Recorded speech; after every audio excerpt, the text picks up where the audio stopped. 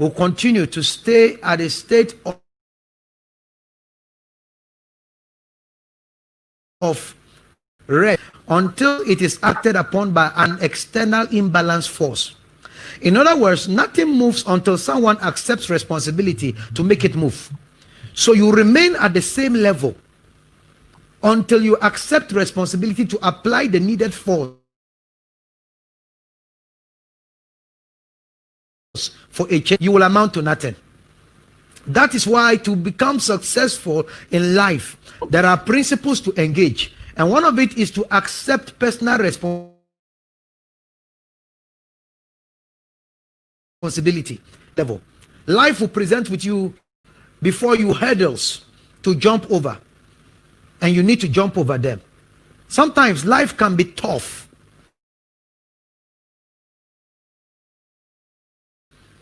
I'm not being can be tough. If you don't overcome the hurdles, you remain at one level forever. To change levels, one must pass an exam. And to pass that exam requires accepting responsibility for a studious life. Stop wishing that you will pass. Stop making guesses at the questions that are presented before you. Go for the required knowledge. That is how to succeed. And to do that, it requires personal responsibility. So it takes deliberate effort. It takes deliberate effort. Success is narrow. Only a few people are prepared to walk on it. This is how Jesus put it. He said, narrow is the path that leads to heaven, to paradise, but broad to damnation. So the path to success is very narrow. The path to the top is very narrow. The path to great achievement is very narrow. It leads to failure. Ask any failure, they will tell you that success is a matter of luck. Ask any failure, give them more. It doesn't always happen like that. If God is, it doesn't mean God ordained for others to fail. It is the wish of God for everyone to succeed. Then how come others are failing? Because they have not accepted responsibility and applied themselves to due diligence, to hard work, to commitment, to make the needed success. So for you to be successful, you simply must apply yourself to diligence, to hard work. In all labor, there is profit. That a man that will stand before kings, and that man definitely is going to be a man that is diligent in his duty.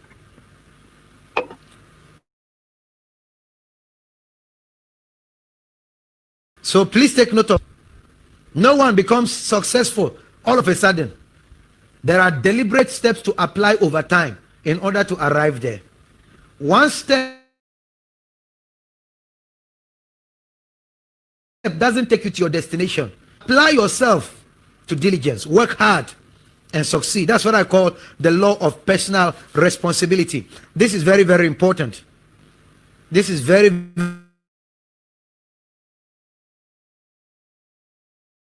very important. Life can be tough. Only at times, weep over your bed over the problem that you have been faced with. But those who focus on small and easy goals, small and easy big things, dare to do difficult things, dare to overcome all these challenges. Life and success is not for easygoing softies. It's for those who are willing to pay the price in order to arrive there. There is a price to pay.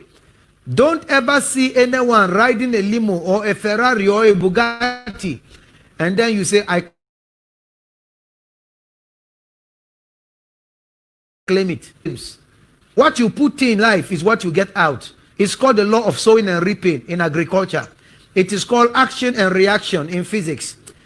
You see that what you put in is what you get. In computing, we call it garbage in, garbage out.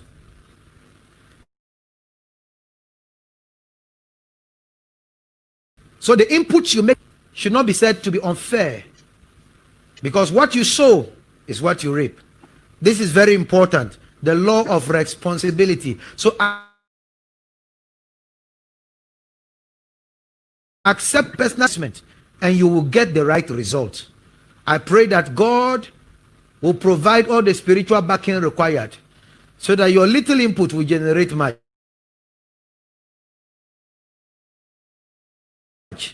God bless, which I call the law of learning. The law of learning. The law of learning. You can't be a continuous learning. You can't be a success if you are not committed to a studious life. Show me any success in any field of life, and I will show you one to learning. Life is changing at a very fast pace. The world is constantly revolving and evolving. You need to stay in tune. You need to be constantly updated. You can't succeed in the world today with yesterday's knowledge. Not too long ago, we all were using the kind of phones that they call YAM. And I remember the first time I had on top of the world. Change. I remember not too long ago, I studied programming, computer programming,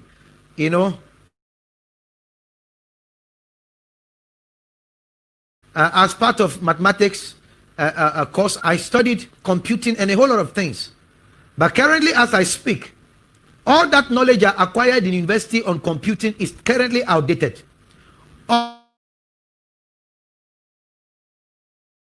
All this currently out, because so if you miss out on them for 5 years, you are outdated already. So you need constant updating. You must be studious. You must be committed to constant learning. I'm not talking about going to school. No, I'm talking about self-education.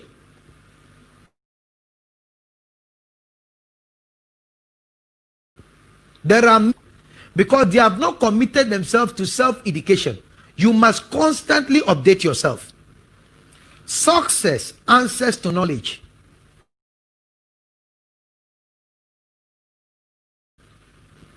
Let me tell you this story. There was a case in a multinational corporation, where there was a fault and they called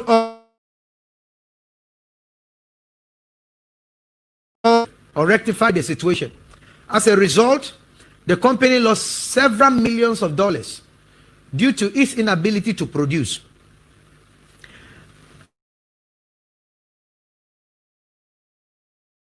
Out of the blue, this expert said he could fix the problem. He was given an opportunity. He walked in, scrolled, took a few steps here and there, examined the machine, and requested for a hammer. He located a certain knob, and that was it. Everything began to work. Now guess what? It's pay time. So the manager invited him to his office and said, how much do we owe you for correcting this problem? He said 500,000 US dollars. That cost almost 500,000 US dollars. I think that should be almost about 3 million Ghana cedis.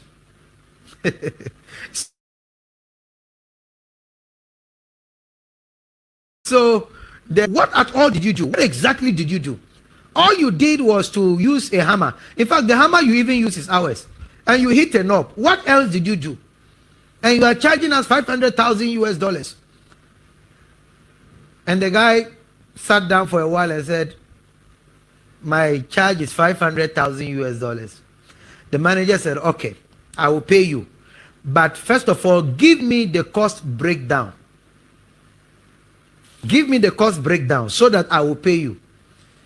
So he took a piece of paper and wrote, item 1, cost of energy spent in hitting the knob.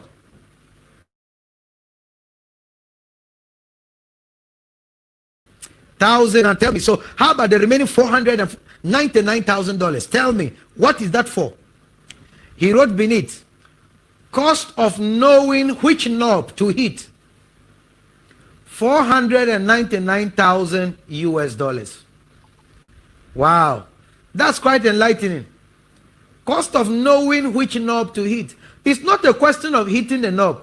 It's a question of knowing which knob to hit, because there are over 10,000 knobs inside that factory.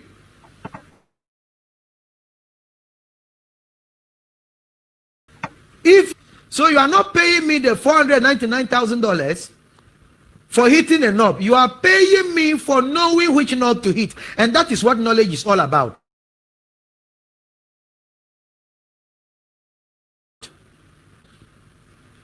You are not paid according to the energy expend. You are paid according to the knowledge that is spent. Knowledge is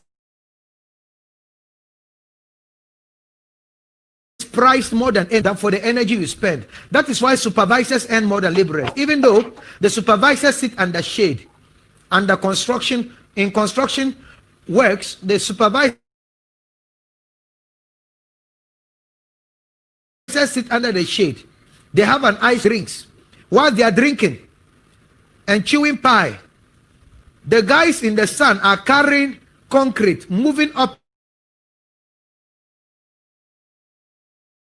and down. But when it comes to payment, under the shade will take more of the money than the one that was carrying the concrete. Why? Knowledge. One is working with knowledge, the other is working with muscles than energy. Knowledge is priced more than energy. Knowledge is priced more than energy. So please take note of that. Why do you pay a lawyer for legal services? The reason you pay the lawyer is because you don't know law. A doctor, because you don't know medicine. If you knew medicine, you will know which drugs to prescribe to yourself. Why do you pay an architect? You pay an architect. So anytime you pay someone to do something for you, you pay the person on account of your ignorance regarding that subject matter. So you pay people for not knowing. People pay you for what you know. Knowledge is priced more than energy. So please take note of that.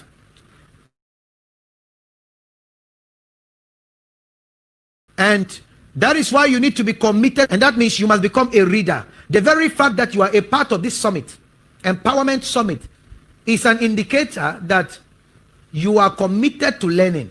You want to know, and that is why you are a part of this. And that in itself is a step towards the right direction. You need to be committed to continuous learning. You know, in Revelations 1:3, one of the books of the Bible, it says, blessed is he that readeth. Blessed is he that readeth. There is a blessing in reading. Become an addicted reader. Become a committed yourself to learning on daily basis. Don't say, since I completed school, any book again. Learn to read. Commit yourself to learning. This principle has universal application. It's a blessing to be. Leaders are leaders, and leaders are the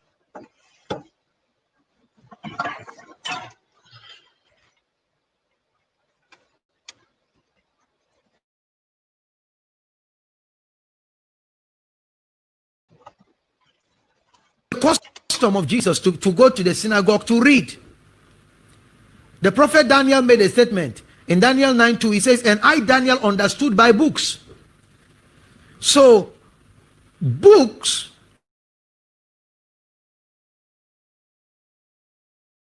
I get understanding by reading. Outstanding to the degree of our understanding. Show me a reader and I will show you a leader in his field of expertise. Sadly, they say for the black man, if you want to hide anything from the black man, put it inside a book. If you want to hide anything from the...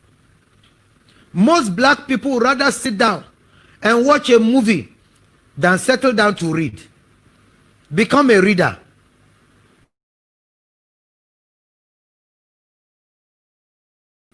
According to Thomas Crowell, percent of self-made millionaires read 2 or more books per month.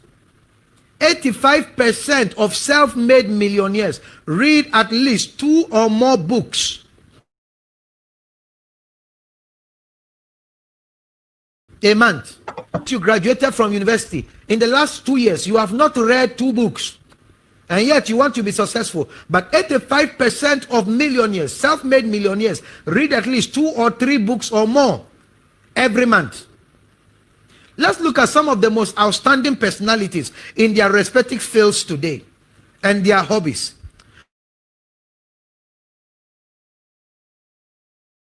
Warren Buffett, and one of the wealthiest men in the world today.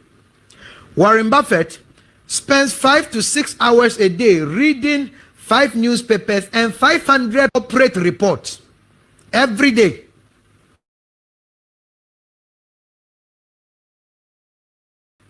Because he's into stocks, and then reading 500 pages of corporate reports. As Warren Buffett, you must be as studious as Warren Buffett.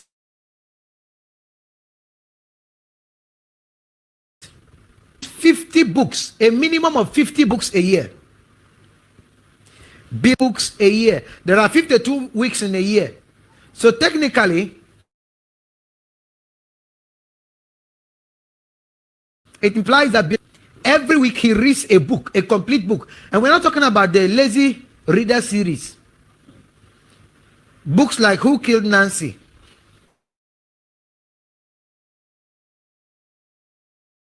Mathematics.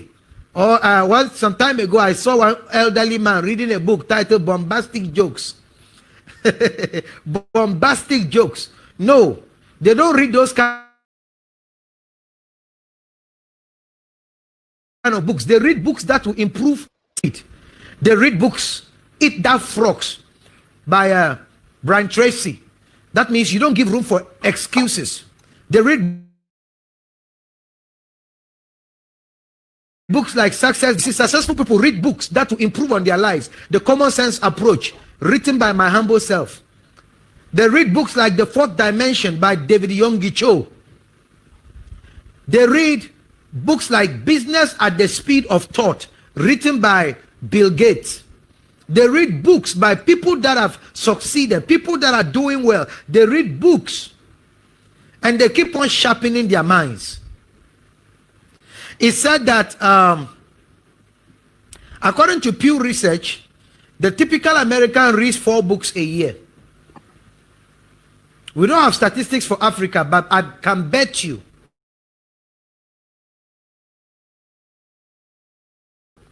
I can still read 1 book in 10 years, especially if they have graduated from school. They only read to write and pass exams. They don't read to pass the exams of life. So to become successful, become a reader. Elon Musk was asked how he learned to build rockets, and this was his simple answer. He said, simple.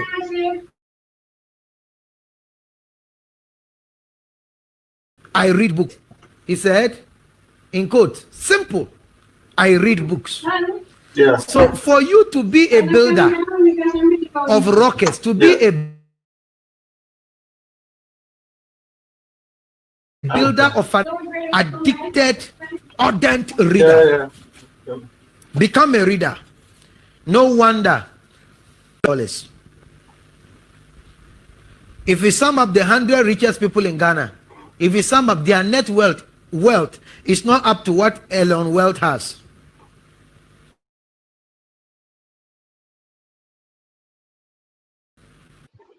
One day, Pastor Matthew Ashimolo told the story of how he was flying from Africa to Europe, and he happened to sit in the business class. You know, if you enter into the aircraft, there are usually compartments. Not every seat is a seat.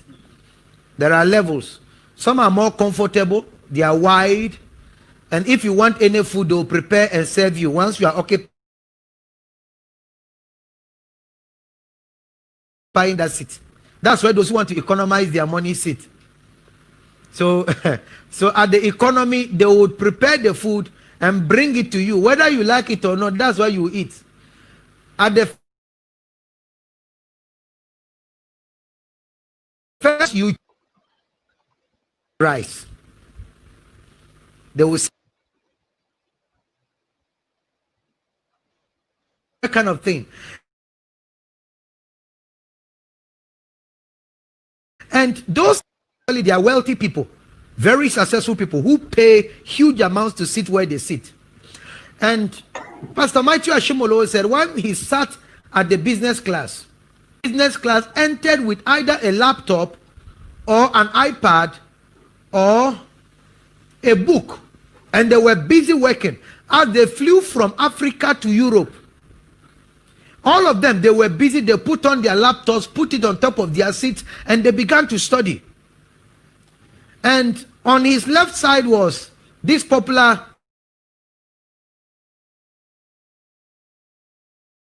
businessman in Africa. And Dangote put on his laptop. They got to Europe. On the other side, when they opened the compartment towards the business, he had a lot chatting and laughing and watching movies. While those in the first class, the business class, they were busy reading, learning. And he said that is the difference between economy and business. Who succeed are readers. You can't be a success if you are not an addicted reader. Show me anyone who is committed to learning, a man that is committed to learning, a man that is addicted to books.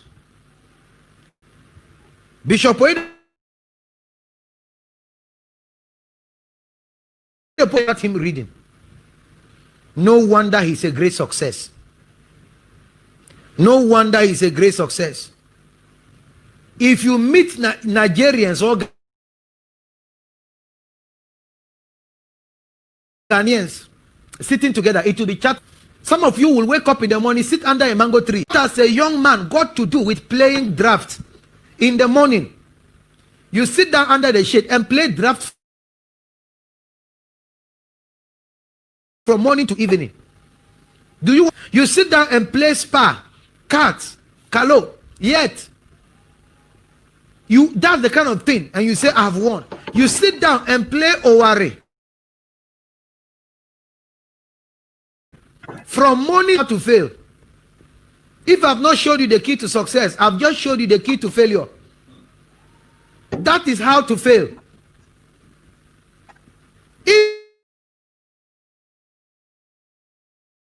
Even when you don't seem to have anything to do, invest that time into learning. That knowledge will be profitable for you in the future. Even if you sit down to work on your vocabulary, to get the right pronunciation of words, it will help you.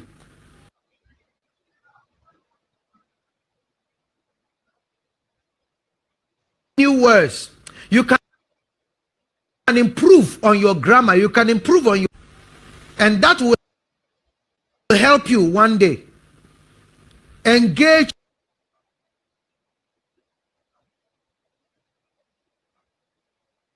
That is how to become a success. Let me ask you this question. What would you do, or what would you attempt to do if you are fully convinced that you will not fail? What would you attempt to do if you are fully persuaded that you cannot fail? Then, my dear brothers and sisters, go ahead and try that. Go ahead and try it. You will succeed. What would you pray for if you knew that God will answer your prayer without fail? Go ahead and start praying for it and believe that he will give it to you.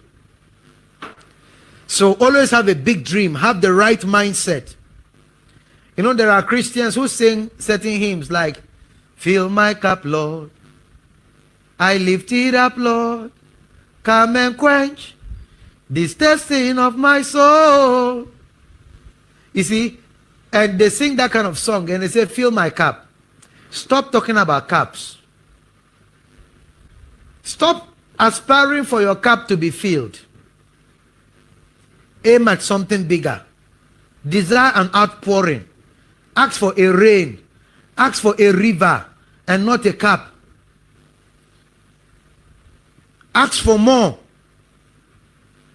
One of the things I call the enemies of success is what I called the wisdom of the poor. The wisdom of the poor, or proverbs for failures. These are wise sayings when viewed through the eyes of mediocrity.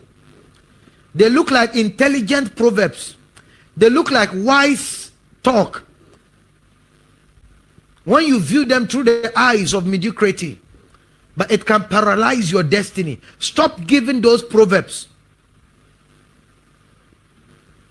This is very important. And one of those things, let me just list a few of them as I round up. One of them is, all 5 fingers are not equal. You see, it's a good proverb that teaches us contentment. But most proverbs, in defense of our mediocre achievement and our mediocre aspirations. So we end up not using it to illustrate contentment, but to reinforce our mental acceptance of mediocrity. We use that to reinforce and to establish and to give good reasons why we must be mediocre.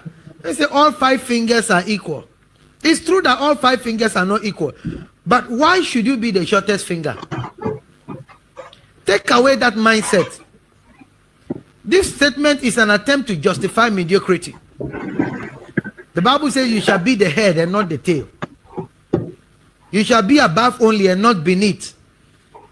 You will be the bigger finger. Neat. So you can't be the head and not be ahead.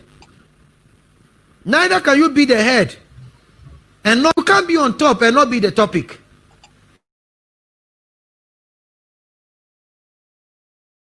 So begin, all 5 fingers are not equal. You will be the tallest finger in Jesus' name. May the Lord help you. Mediocres usually would quote to defend their mediocrity.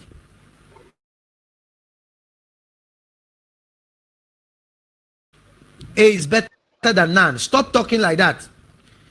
You are not going to have half a loaf. You aim for the full loaf. In fact, not just for a loaf. Aim at owning the bakery.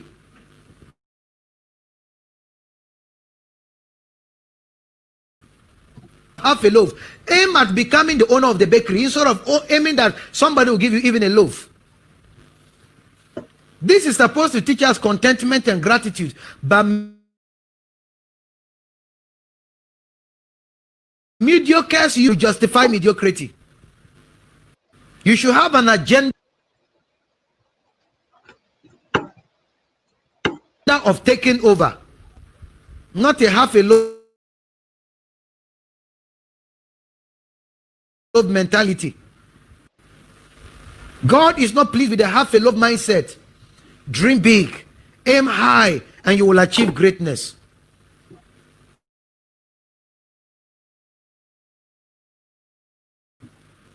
For failures is this Leon could not do. It makes you feel that you are better than others. At least there's somebody I have beaten. And who is that person? Now, at least you feel you have achieved better than Napoleon. Much as you can look at Napoleon and appreciate God for how far he has brought you, don't allow that to become the end of the road.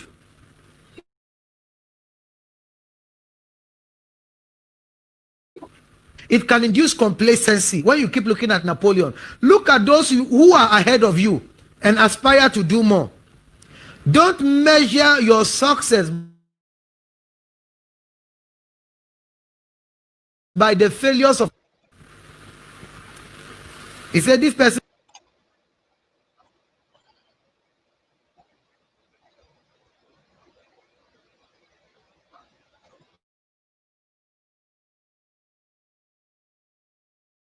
This other person scored 49%. Imagine, I have 62%. He said you are happy. No. There is still something called 90%. There is something called 99%. There is something called 100%. Aspire for that one. That is very important. Beware of unhealthy comparisons.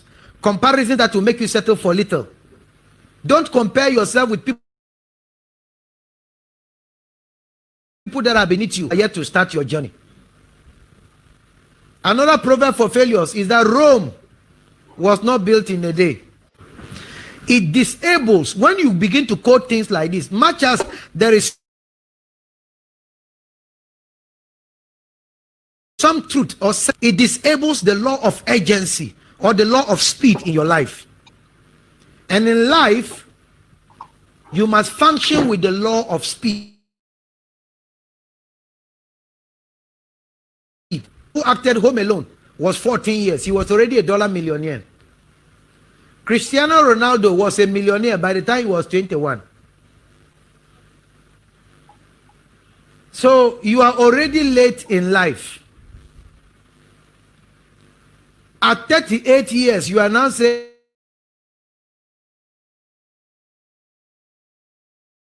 grow. I'm not going to grow. You are already grown. With a beard and mustache, you are saying when you grow up, you are already grown. So go and buy it. But you see, when you begin to quote it like no hurry, it will disable the law of urgency and the law of speed in your life and will cause you to be very stagnant.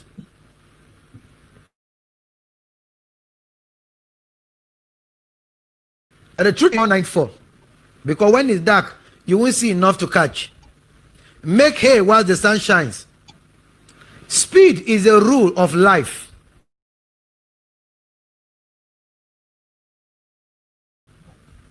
Don't try to you can achieve today. Jesus made a statement in John 13:27.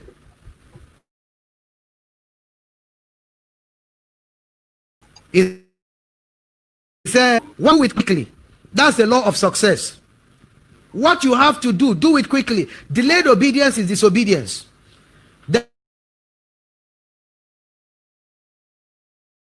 There is the word of God once said, what you are thinking of doing tomorrow, yesterday was the best time for it. Today is already too late. What you are thinking of doing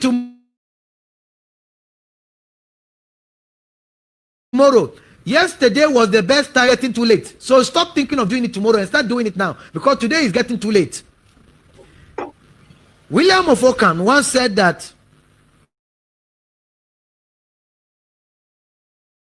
entities are not to be multiplied without necessity. Tend to do with more what you can do with less. If you can become a millionaire by the time you are 20 years, don't wait to be 40 years to become that millionaire. Simply by that proverb that says that life begins at 40. Nobody said life begins at 40. Life begins when you decide to begin it. Life begins the very moment you want life to begin. So begin yours immediately. Agreement as if today is the deadline.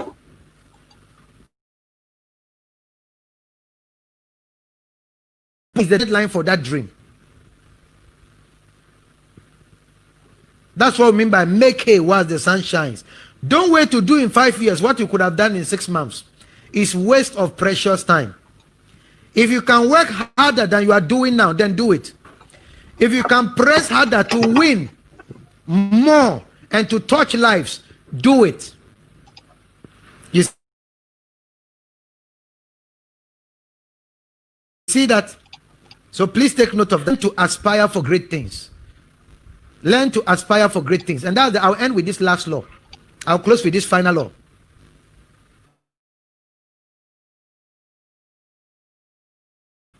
Or rather, the last proverb. Let me give my pause because I've eaten beyond my time. I've eaten deep into my time, into other people's time. Another proverb that failures usually would quote is that cut your coat according to your cloth. It's good. It's a good advice. In other words, do things within your means. But what is your means? Is your means your bank account, the balance in your bank account? Is that what you call your means? Or the resources available at your disposal? You need to define what you mean by your means. When you say operate within your means, what do you mean by your means? Or is the ideas you have that you call your means? All of them are resources. Money is a resource. Wisdom is a resource. Your mental, if you see money as the only resource required to make you succeed,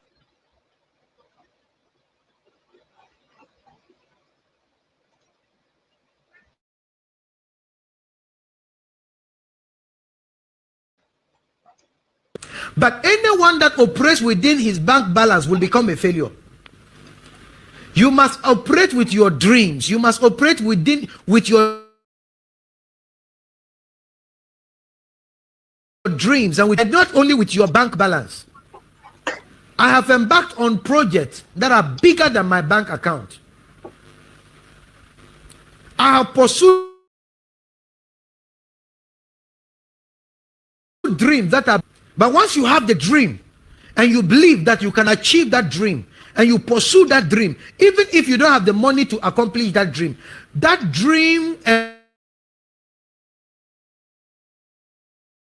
and the fatality. So first, visions that attract provisions, not provisions that attract visions. If you don't have a vision, the provisions will not come. I pray that will inspire somebody to achieve and to aspire towards greater heights. May the Lord bless you and enjoy the rest of this conference. And thanks to Sister Martha for putting together. God bless you all. Shalom. Books by Pastor A.L. Fant. They are inspired by the Holy Spirit. Simple to to read. Grab copies like Dynamics of Kingdom Influence, Dynamics of Ministry, Mark is King for Church Workers, Money Matters, Marriage Must Work, No More Curses, Loaded Mouth, Secrets of Kingdom Dominion, The Exploits of Service,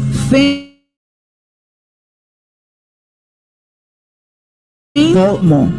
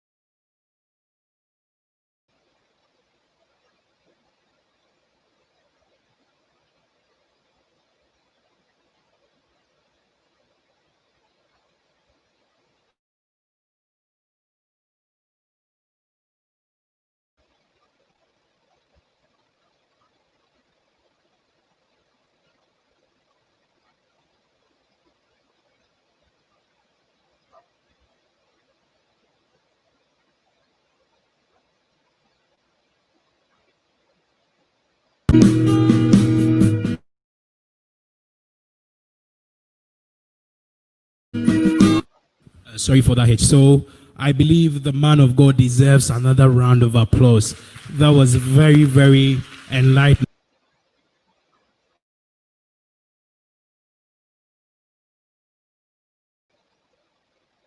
My respect for the man of God, Reverend Aaron.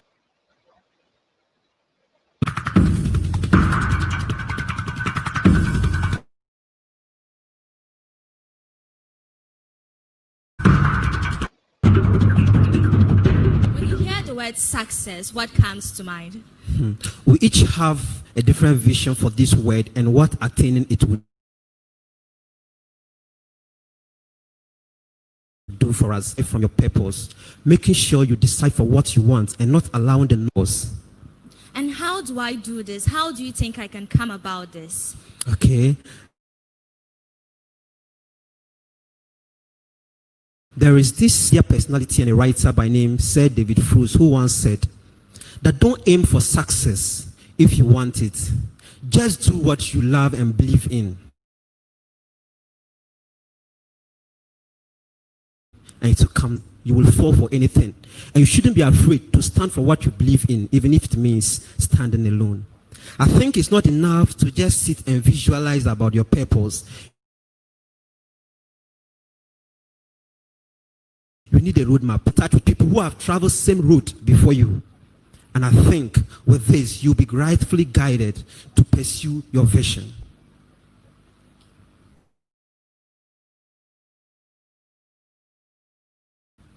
Insightful and educative. And have you by any chance encountered or come across anyone living this dream?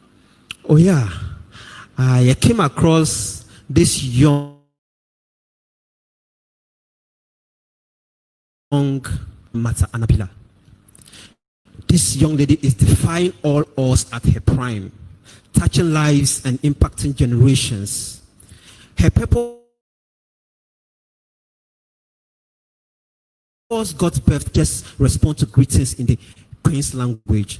There, love bubbled out with a deep inspiration to make a difference, to reduce child illiteracy, to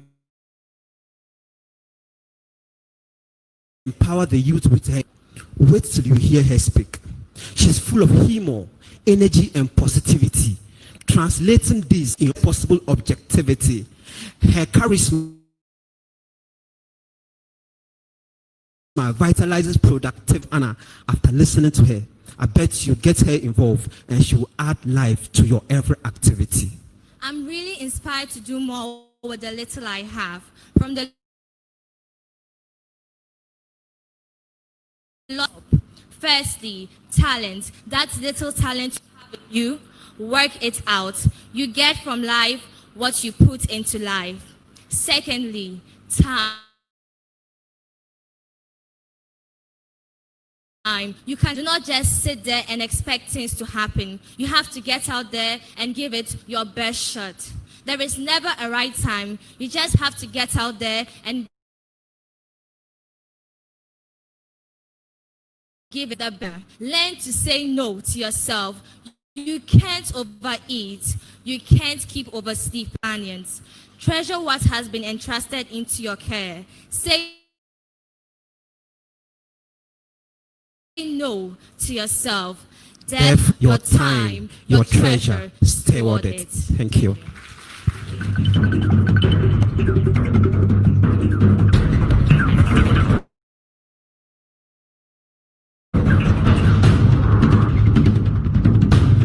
Thanks very much for that eloquent poet. Just before we get into the next chapter,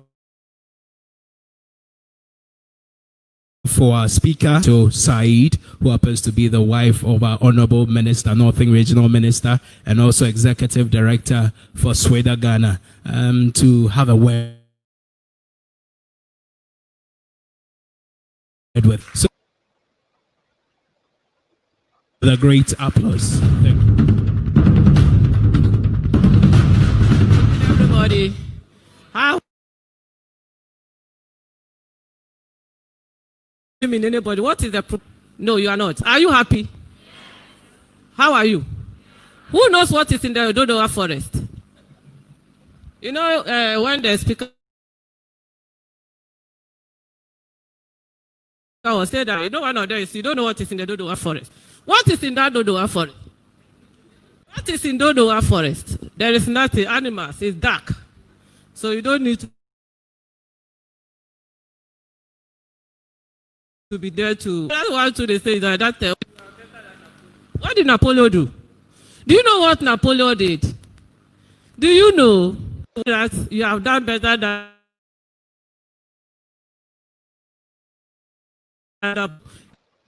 anything at all? So some of them we need to. Anyway, that just by the way, my name is Anabilah Sajito. I would like to say good morning to everybody and also to acknowledge the presence of, raise your hands, yes. I want to acknowledge everybody. I want to acknowledge my family members who are Fosoka, my children, where are you?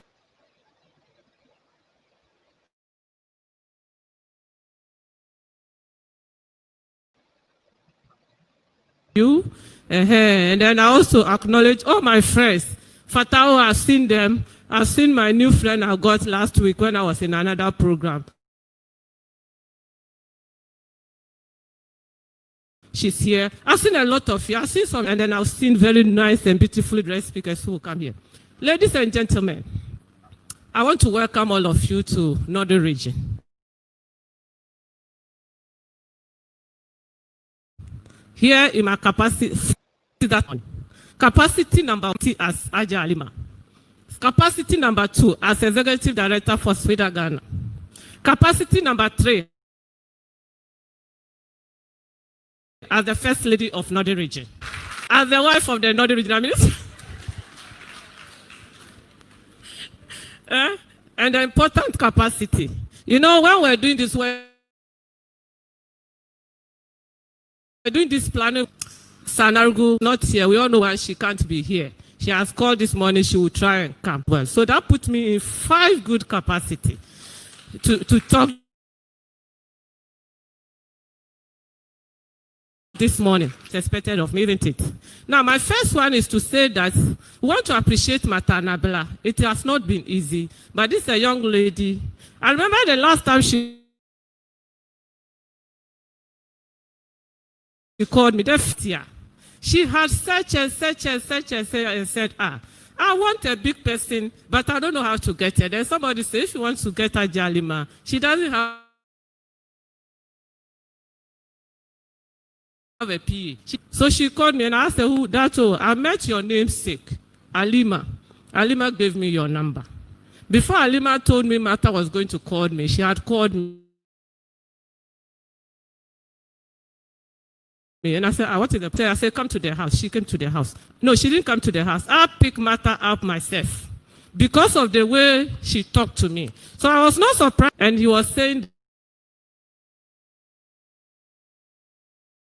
that this is a young lady part of it. I have a lot of young people who have called me like the way Martha called. I remember somebody told me that some young man said he wants to see you. He doesn't know how to see you. I said, what is it? That the guy is called Fatao see me. So Fatao called me. I said, Fatao, come to my house. Fatao is sitting here today. Yesterday in my office, some young lady came there. She said, I met you in a program. And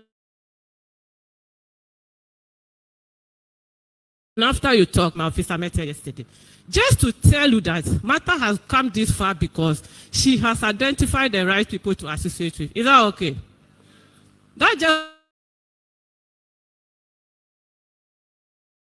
what I'm landing at. She has come this far that I cannot do it. But she realized that I can do it, but I need people who can support me do it. This business of numbers, this is a game of numbers. You need numbers, but you can't do it alone. You need people who can support you to do it. So just to say that I have to initiate it, but you will need people's support to get it done.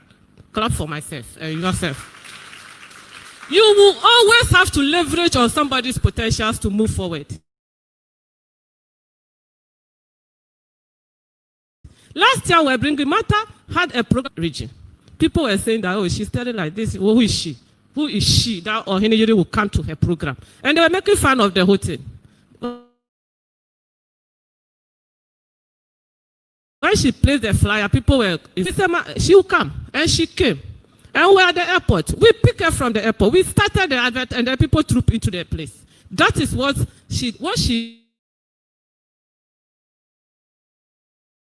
did one of the regional minister's wife. I will get the lady, cross all protocols to be able to go there. And that's exactly what she did. So clap for her for doing that. She used people's strength to get your results, and you will get it. It's as simple as that. We were here planning, we are in the midst of COVID-19. And she said that we can't.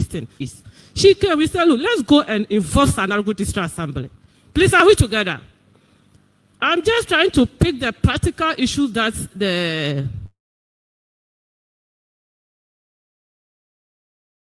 first. She said, no. We went. I put her in my car. We went straight to the municipal assembly. We met the MC. She presented her issue. The MC was so much interested in it.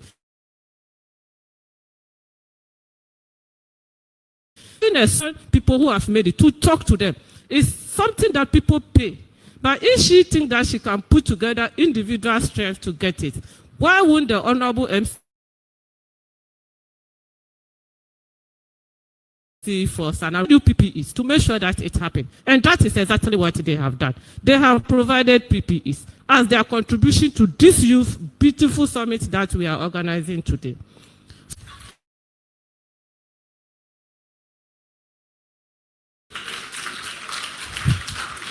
It's very important.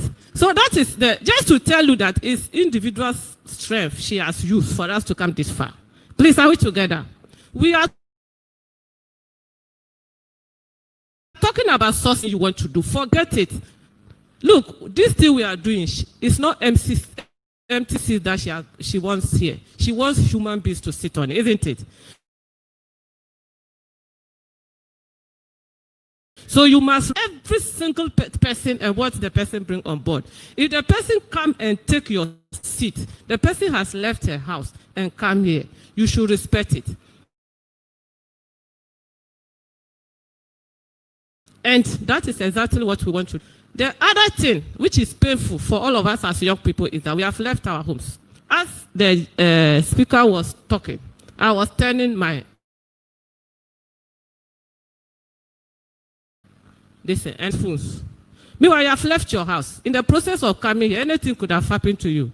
What they call to fiakwa anyway. But, so if you are sitting here, the 1 hour, 2 hours you are spending here, the day you go home with 1, 2, 3 things that will always remember, you always relate to. We want to say that Mata is doing his part because he has a vision for developing young people. We need to identify the right people, look for the right contacts, get the right platform, and use it and operationalize our vision. It's very make it yourself. People will help you to make it. Sometimes you may not need to start this thing with money. You may need to sell the idea to people, and people will be ready. Last 2 weeks, Mata got a humanitarian award. So Mata, on behalf of everybody sitting here, we want to appreciate and also give you our own award by saying thank you very much. It is the award came because of this thing that she has been doing. Consistently for 5 years, Mata has been able to bring over 3,000 young people under one roof. These numbers because of COVID-19. Last year, if we were at Radash, you would have been applauded for her. The numbers were great. Professionals and everybody was able to taking the results of that meeting, because there is no week that somebody will not call me and say, Aja, I met you at that Matters program and you talked and I was happy. So if you are giving passion, utilize that passion well. Be the excellent that you want to be. Make sure that your definition of success is because you want to move along with personalizing your game. When we were at NASPA program last month, they asked me to talk on leadership and what are the opportunities for progress. I was telling young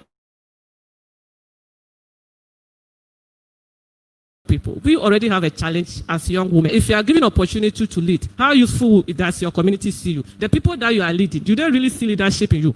What have you done different that others have not done? Or what are you introducing to move around have put you there? It's very important. And what other knowledge opportunity are you exploiting? Currently, as we sit on air, everywhere there are a lot more platforms to learn. So we no more have an excuse. We are high credit every day. There are a lot of online courses. Are we learning them? Are we utilizing those courses so that your 5 CD money you have used to burn down, you get some results out of that bundle? Instead of only all you do and posting and reposting, sometimes they are not part of it. You are posting what others have reposted. I don't know what to say. Traffic for yourself. Meanwhile, there's no value for all that you have done. If you have spent money, 1,500 phone, can we not learn courses on them to add value to ourselves and use it to become the leader that we want to be, become the successful person that we have dreamed to be? To become, there are a lot of us, especially as guests, we never got the opportunity. We have our friends that dropped out of school because they were not given the opportunity you had, or they were given by the misuse you.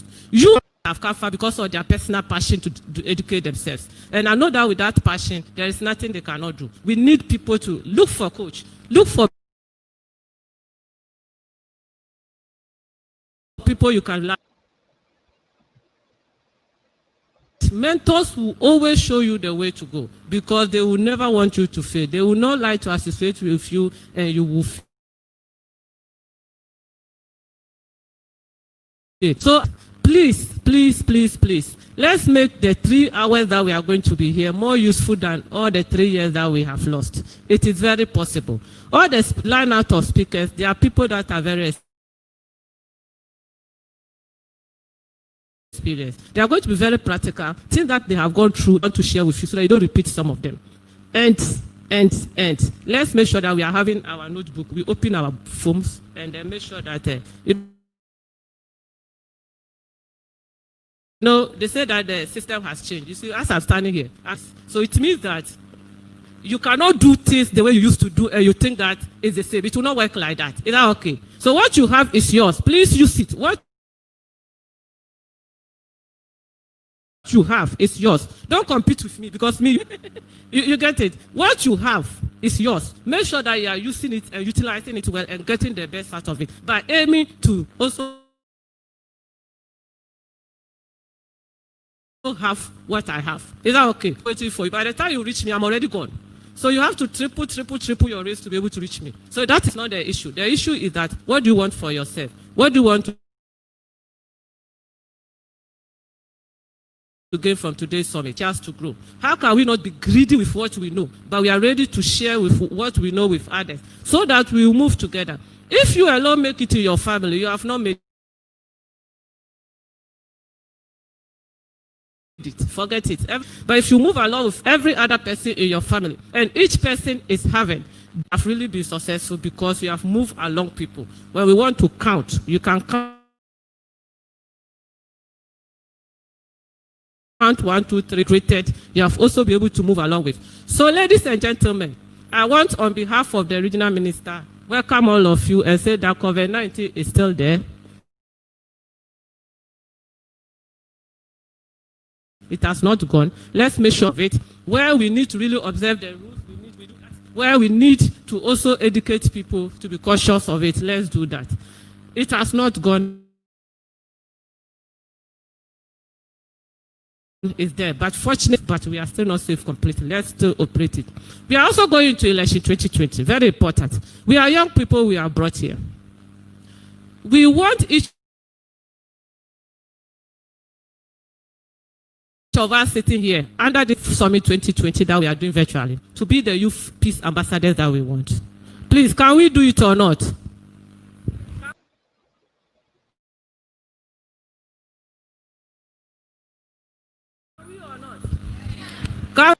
We want to be always in the corner, and we should not be the people that any politician will use to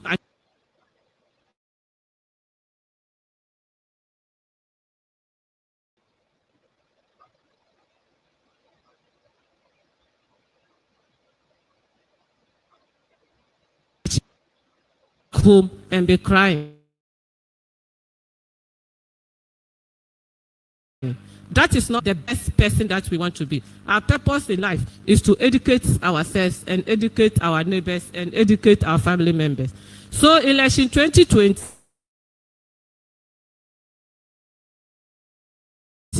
let's be for behavior that let's not be the people who will be sitting under trees and playing cards. Let's not be the people who will be sitting, but we should be there and be available for them to use and transform their lives. Let's be the people that will go to those sitting places instead of being part of playing the cards, but will be preaching peace to them. We'll be preaching the opportunity. That should be our agenda and our contribution. The next year, God willing, we will all still be alive. Then another bigger summit, they will still come back and they will now come and be give you testimonies of what 20 to everybody. Oh, clap your hands, all ye people, and shout. Yeah, Ali, it's very exciting and thrilling, information churned out. And let me quickly acknowledge Madam Anabilah. I hope I got the name right, who happens to be the commissioner. We're most grateful for coming. If you're around the wave, we'll do. Madam Anabilah, thanks for coming. And so we're getting straight to the next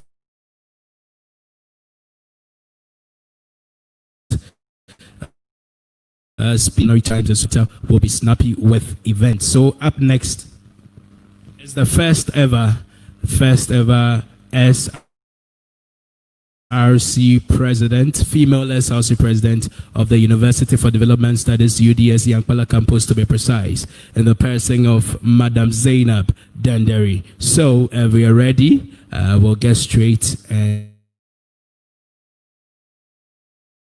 and touch the youth perspective. So thank you. My name still remains YAD. And quickly, you can get back to Martha Inspires Foundation on Facebook and get the link and love event. We are live also on Radio Savannah 91.3 FM and 1 HD television on the Multi TV channel. Let me quickly say a big thank you also MTN Ghana for holding us stops, children by choice, not by chance, and also supported by Sweda Ghana. And we are live at John Agama Conference Hall till midday. Thank you.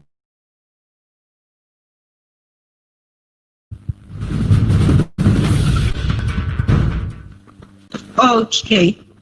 Is everything set?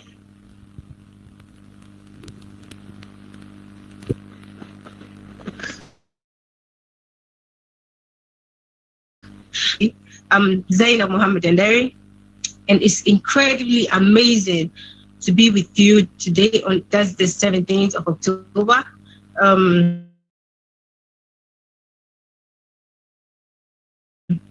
Actually, platform with Reverend Aaron Lambonfant, Mrs. Georgina Asari, Mrs. Joyce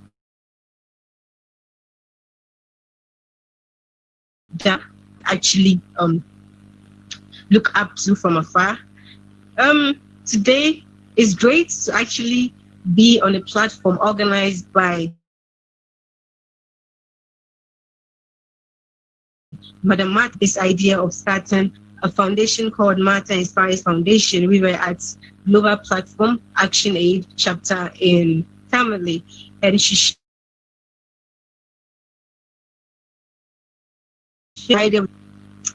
how is this going to be possible? But for the first time, when you interact with her, you get to know that this is not just an individual who plans and works at it. And today is great to actually be part of this and share the little for a while now, listening from when Reverend was speaking to what I just said, and I couldn't actually agree any better. And I'm just going to touch on who I am today. And the big question is, who am I? Well, I'm Zainab Dendere, a young mother, a wife,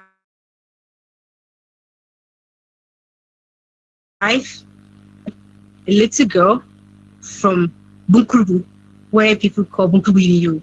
I was actually born in Bunkuru. And primary 3 until I moved to Tamale and studied, had my basic education at the EP Primary and Junior High School, after which I went to Ghana Senior High School. And so, who am I? I got to realize that I was part of the underprivileged majority at the younger age. And I knew that we have to take up certain decisions. And what were those decisions? When I was younger, actually I'm still young. When I was younger, or when I was little, to be on TV, if I see a minister speaking, I would tell my aunt I want to be a minister. When gifted, and sorry, Mrs. When she's talking, I want to go, Madam Barbara, I want it to be her. But when the meteorologist comes to give the weather forecast, I want to be a meteorologist on TV, I want to be that person, except a bad person. So I knew that what are those decisions? It means I have to set goals for myself in my life, and believe it or not,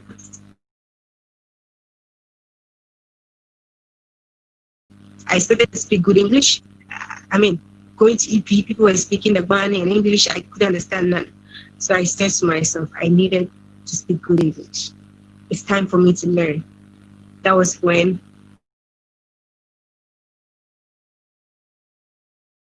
I started, when visitors can't leave money, I used that to buy books. Because my auntie and my teachers say, in order to speak good English, you need to read more. Read, and listen to news. And so I was speaking with someone because I wanted to speak very good English. And little by little, by the time I was in class 5, I was speaking very good English. Personally, I was surprised, but after P5, when I got to P6, I was giving the girls prefect. I was like, okay. After that, I said, okay, JHS, I want to be girls prefect. Unfortunately, I was assistant girls prefect, Ghana Senior High School after BEC. And believe it or not, I had a scholarship to go to the US for a year.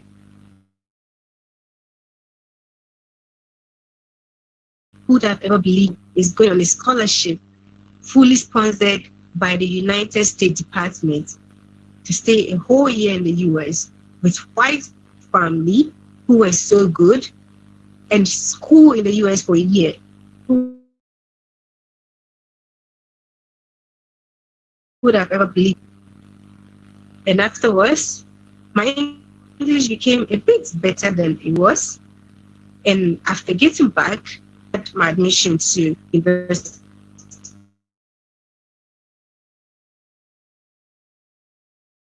What I want you to do today. I know a whole lot of you are seated there.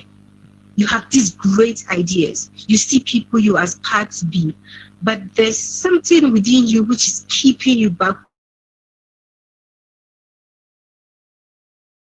And that is fear. It's nothing within you which should. It's not something within you which should keep you from going. provided that thing is good, you should only be asked to do something bad. That is the only time to tolerate fear.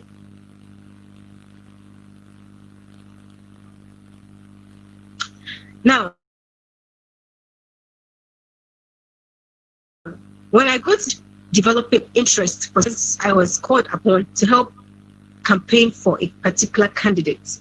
After campaigning for him, I told him, okay, you know something. I think when it's time, you should help me be SRC president by campaigning for me as well. He stood back and said, well, I'm not saying or any other position. SRC president, you've been a female, it has never happened, and I don't think it should be possible. And I don't also want us to go and lose. I said, okay, but you see, I'm not telling you to ask for your opinion. I'm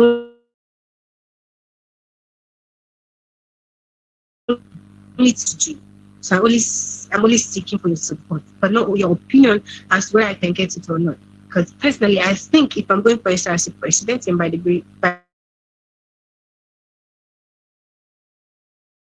grace of God, when the time comes, we'll see to it. So, to become what you want to be,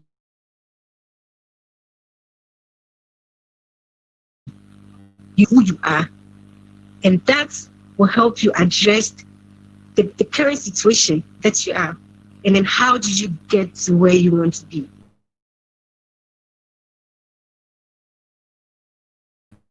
You said go. To get to, you need to connect yourself with people who think like you and who can push you to where you want to be.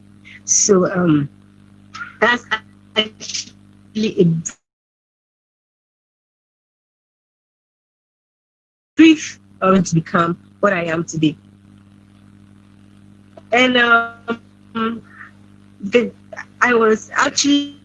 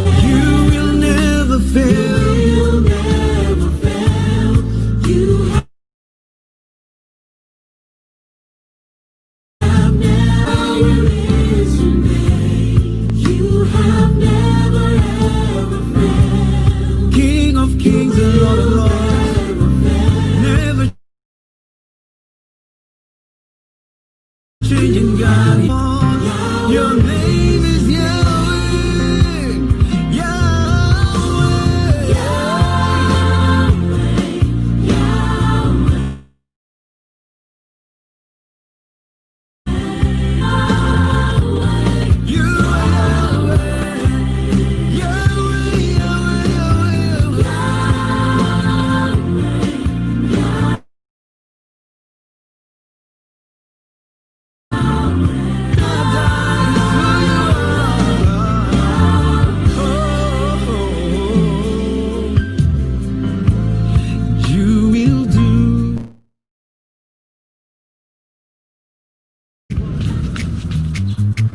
You have 1 minute remaining.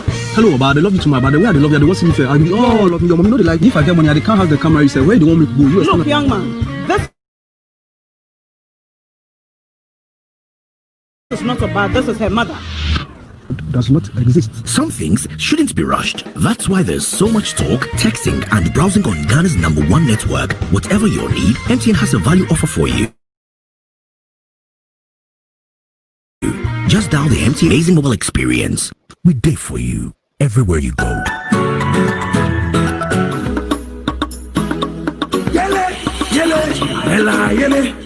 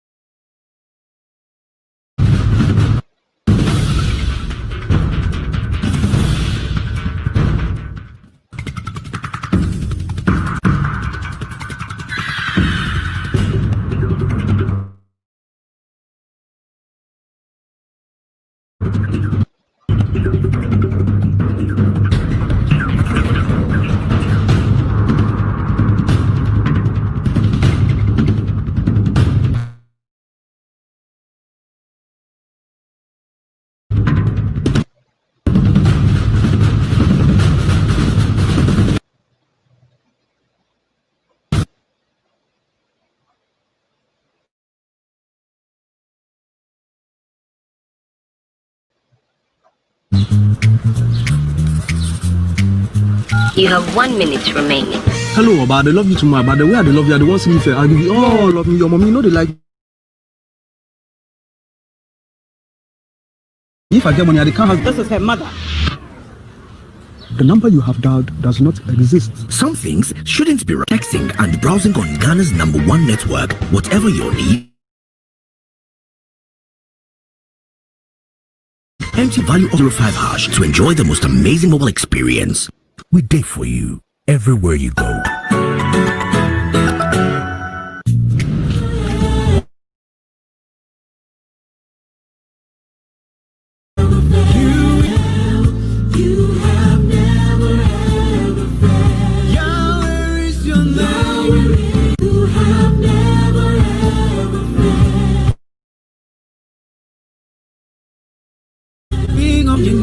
Yesterday, today, the same forevermore.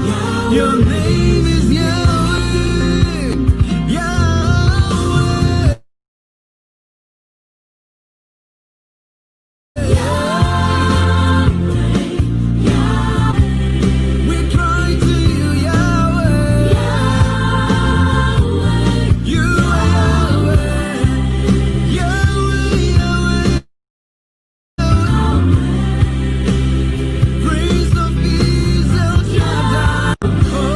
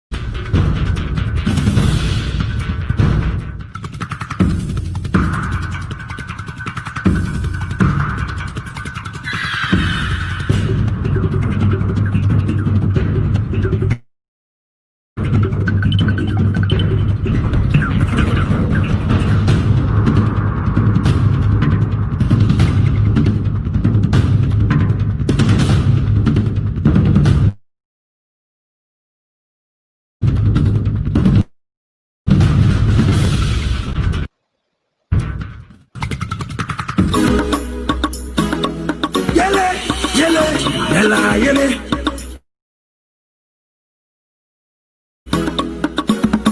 Praise.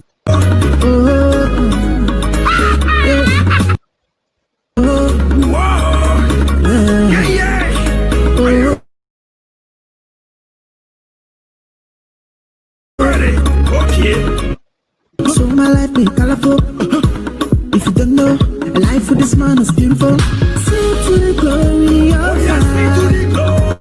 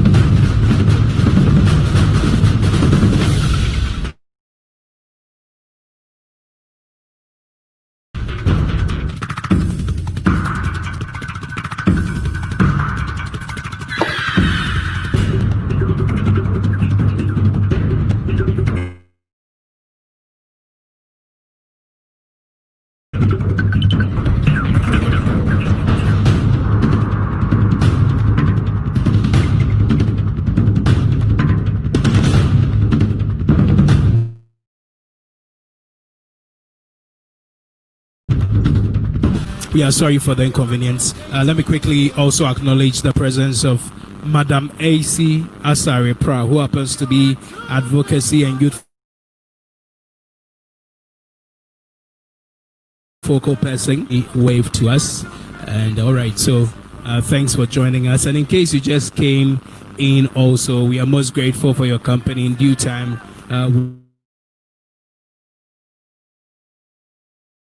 we'll do the necessary on with our next speaker, who is connecting also to us via Zoom, and thereafter we get through with our speaker who is present with us here. So if the technical team is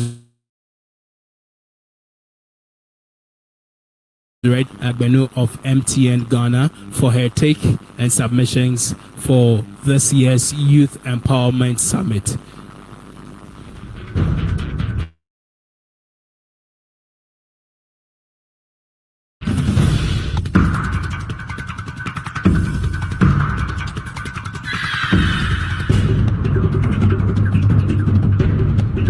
So still saying a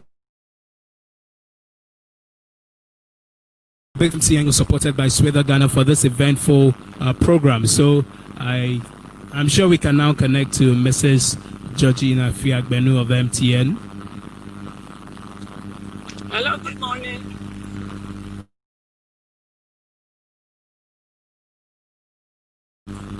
Hear you. Good morning, everyone. Hello, Amara Abba to everyone. I'm welcoming everyone, although I believe I have to be welcomed. Thank you very much to all of you for some wonderful discussions. I've been listening to all the guests and it's been wonderful so far. I'm sure all of you are enjoying yourselves. Before I go into the discussion, commend Martha for all the great work she's been doing for all these years. This is my third session. As she said, I was watching everything. All of us are connected today because, one way or the other, no matter where you are, you can connect to our mobile phones. And of course, so let me thank Reverend and Hajia and Zainab for all the, wonderful and inspiring messages, and also to Martha for her introductory speech. And I'll leave you with just a few nuggets of what I'll call, show up to win gold.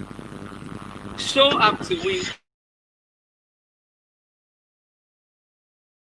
gold. Using your skills, empowering yourselves, reading, making the best of your youth. I'm just going to add to what they've done because I think they've already. So this morning, what I want to, get you guys to think about is consider that you are in a competition.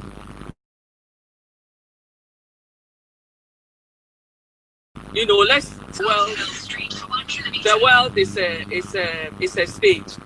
This morning, I want you to look at the world as a sports stadium.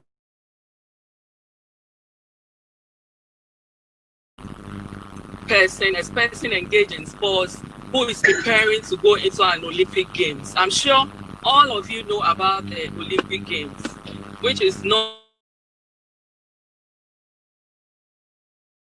normally held globally. So consider yourself as someone who is preparing to enter an Olympic game. Because of course, that's what the world is. All of us are here for a purpose. And that is what I want you to think about today. If you are going to the Olympic Games, what do you have to do? What do you go there as? Are you going as a competitor? Are you going to compete? Or you are going in, so you either go as a spectator, you sit back and watch people and do almost virtually nothing. I must say that as a competitor, you can run commentaries. Today with social media, you can go and go into a stadium as someone who is going to watch games and also do a lot of productive work. But again, you have to set your goal. What do you want to achieve by entering into the Olympic goal? And like I've said, I want every one of you to consider yourselves as people competing for gold or for a prize. So you've been selected to go into an Olympic game. What are you going there as? Are you going to compete, or you are going as a coach, or you are going to sit there and observe people?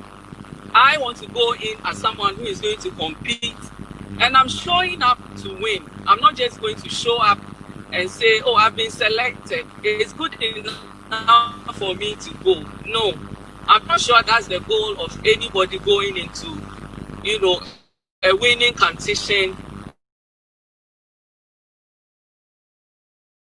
which has made is this. You are in this world for a purpose. What is your purpose? Some of the previous speakers have already spoken about it. The purpose for you has to be clearly defined. And your purpose is also connected. What skill do you have? And in Olympic Games, people go there with different skills. Some are going to run, some are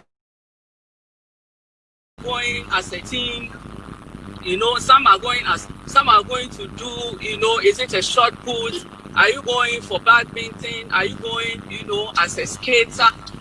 You have to clearly define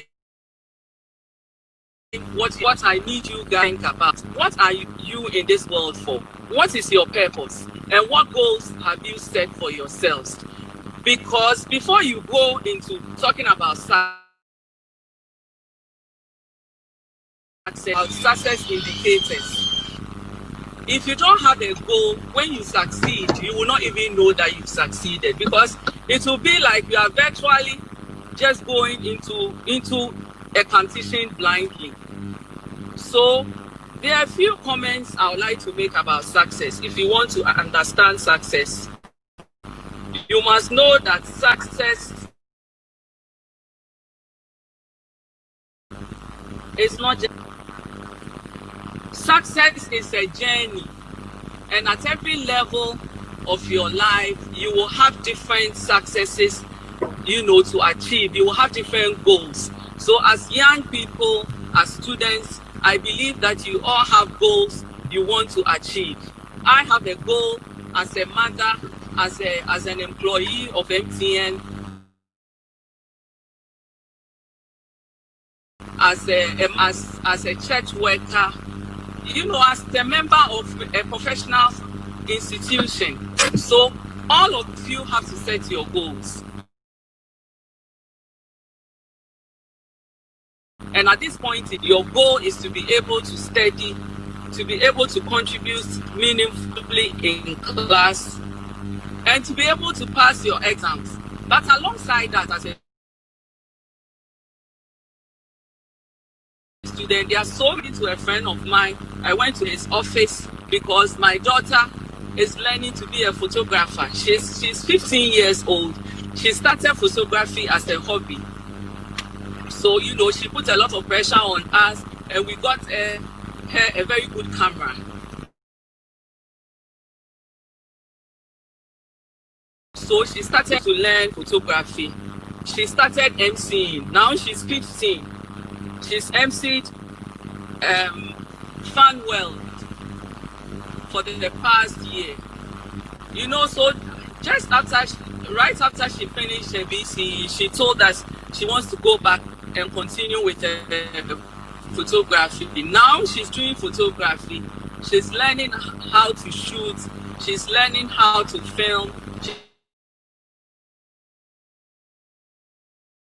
She's learning how to join her company to learn all these things.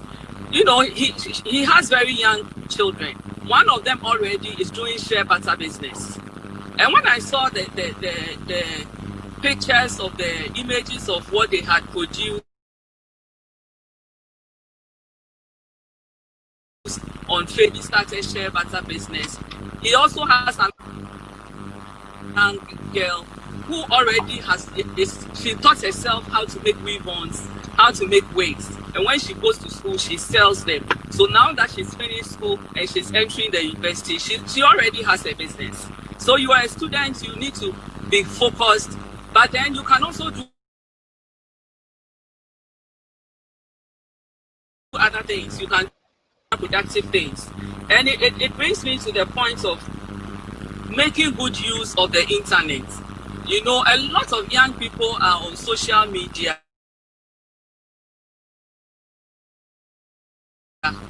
To decide how productive you want to be. And so, like I said, success is a journey. It's a very long journey. You move from one success story to the other. Success is not lottery. For you to say, oh, I'm just, you know, let me just imagine some numbers and create something and, you know, win. Well, if you are lucky, you may.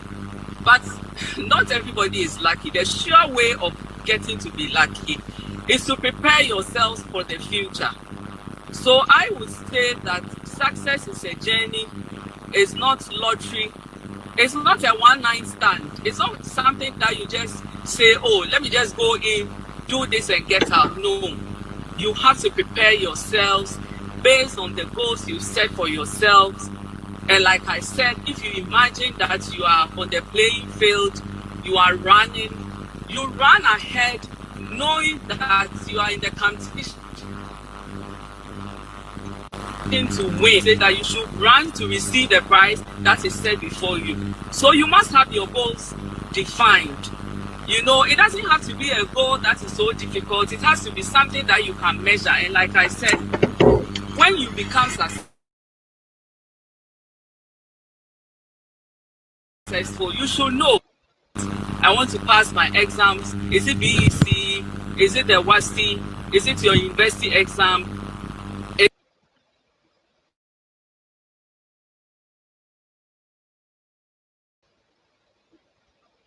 Is it an interview you are going to, you are going into? You have to prepare yourself for that interview. So preparation is key in achievements. Before, sometimes we think that people who are in very good places, like Hajia spoke about, Hajia is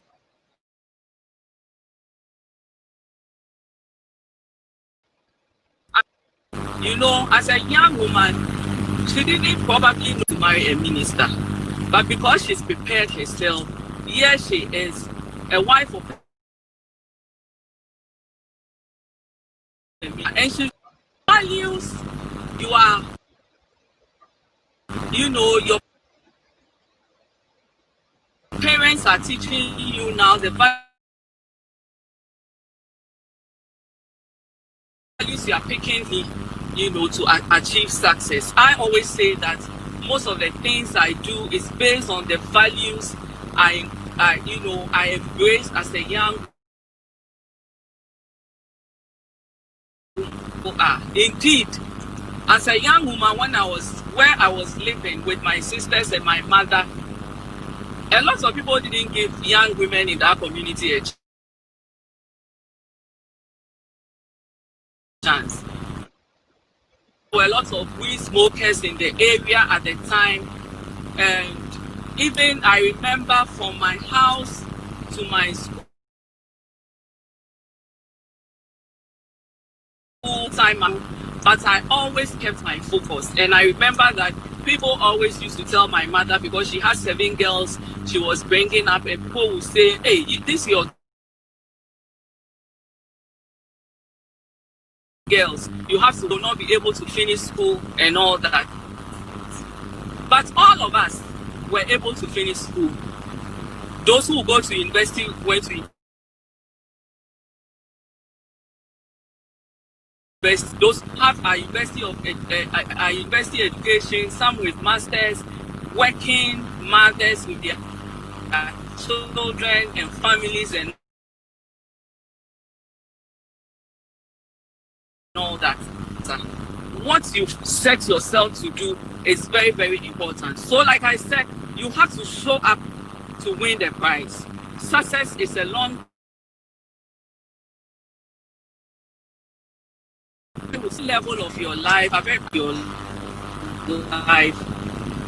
You know, you want to be successful in what you've set for yourself. I have taken to writing. I started writing today. I'm preparing to launch my first book. Already, I have my second book, you know, which I'm preparing. And let me say that, you know, success is very, when you succeed in one goals and you want to succeed in other areas. So success is not, like I said, it's not a one-night stand, which is not a good thing. It's not a one-off activity.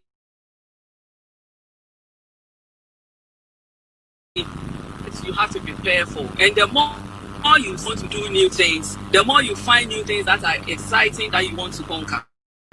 So the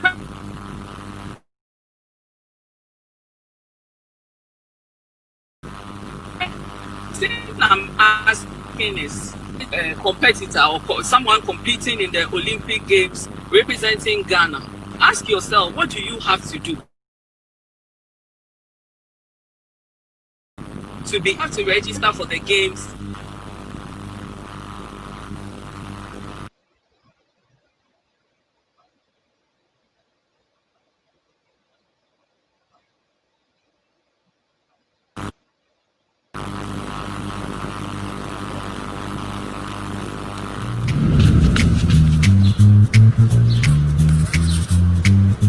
You have 1 minute remaining. Hello, Abad. I love you too much.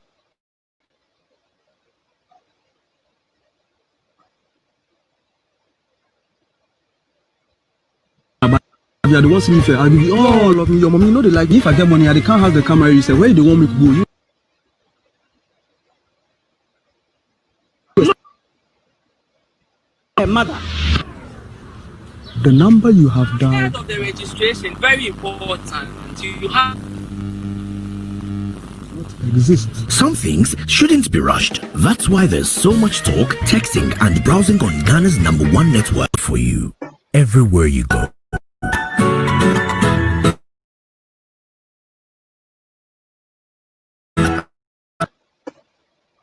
All of me, your mommy, you know they like. If I get money, I can't have the camera. You say, where do you want me to go? Look, young man. Be a participant or someone competing.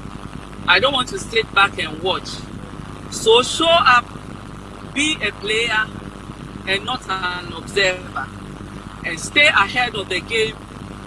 Show up with a plan. I'm just giving you the highlights because on the question and answer sessions, I've spoken about setting goals, believing in yourself. You are here in this world already, like I said. You know, you didn't choose to be born into the world, but you are here. All of us are here. We have to be confident in ourselves as people who are capable. And like I said, whether you are living in northern Ghana, in Tamale, in Upper West, in Upper East, in Accra, in Achimota, where I said I was raised in Tudu. Now I'm not living there anymore. I'm living in another community. I started life. It's not important. So don't use your wherever. And one of the things I see a lot of young people doing now is a lot of to be famous.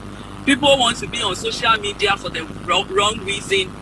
People think that the more you misbehave, the more you get likes, the more you do things that are outrageous, the more people follow you. That is not the best thing to do, because remember, you are not going to be young forever. You are not going to be in one place forever. As you move on in life, you have a father, you may be vying for it to become a president in future, and so you don't want to do anything that will impact what you are going to be in future. When you are living your life now, whether on Facebook, that is what people are going to judge you on.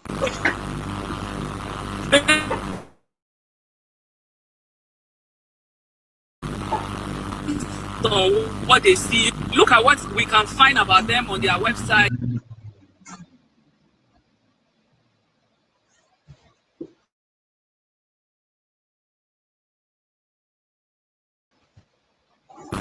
I do that a lot. So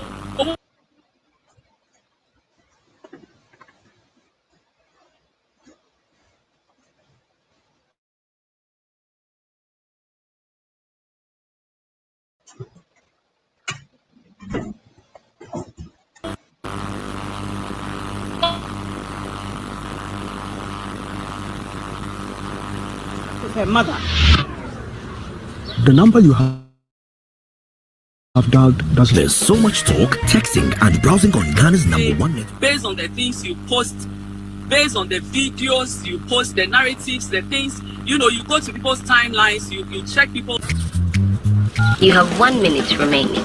Hello, about I love you too much. About the way I love you, I want to see you. I give you all love me. Your mommy know they like me. If I get money, I can't have the camera. You say, where do you want me to go? Look, young man, this is not about. This is her mother. The number you have dialed does not exist. Some things shouldn't be rushed. That's why there's so much talk, texting, and browsing on Ghana's. MTN has a value offer for you. Just dial the MTN value code. You can either be an observer or you can be a player. You can be a winning player or you can be a passive observer. And even as observers, like I said, people go to the Olympic Games, they post very good videos, so you can decide to be an observer, but be a very observer. People would like that. So as I round up, I would like you to just, think about the things I've shared with you. You have to define your goal and define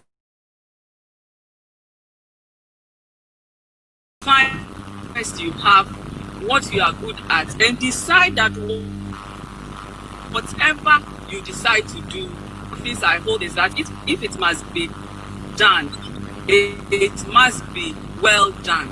If it must be done, it must be excellently done. And remember, as I finish, for people who are competing for awards, if you are on the track and you are running, you don't turn and whether people are watching you or not. No, you focus on where you are going so you don't get distracted. So don't compare yourself with others. You can use others, other people's stories to motivate you, to drive you to do a lot of great things. But don't stop and compare yourselves with others and be like other people. Be yourself, be excellent, prepare, take small steps, celebrate, your small successes and aim for the big prize. So show up for gold, show up, win gold, and decide whether you want to be a player who will play for gold or if you want to be just an observer. Thank you all, and I hope you've been able to make something out of what I've said. Thank you. God bless you, and I hope to take your questions when it's question time. Thank you. All right. 505# to enjoy the most amazing mobile experience. We day for you everywhere you go. For gold, also Mrs. Georgina Asarifiagbenu, who happens to be Senior Manager for Corporate Communication for MTN Ghana, who has done so well for herself.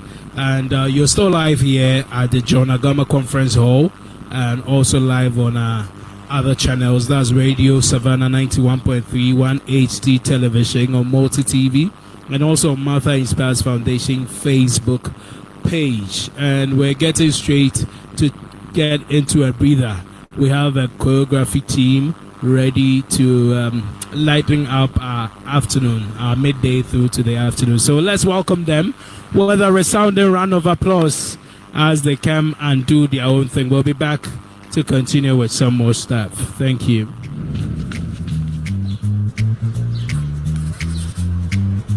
You have 1 minute remaining. Hello, about I love you too much. About the way I love you, I want to see you. I give you all love me. Your mommy know they like me. If I get money, I can't have the camera. You say, where do you want me to go? Look, young man, this is not about. This is her mother. The number you have dialed does not exist. That's why there's so much talk, texting, and browsing on Ghana's #1 network. Whatever your need, MTN has a value offer for you. Just dial the MTN value code *505# to enjoy the most amazing mobile experience. We day for you everywhere you go.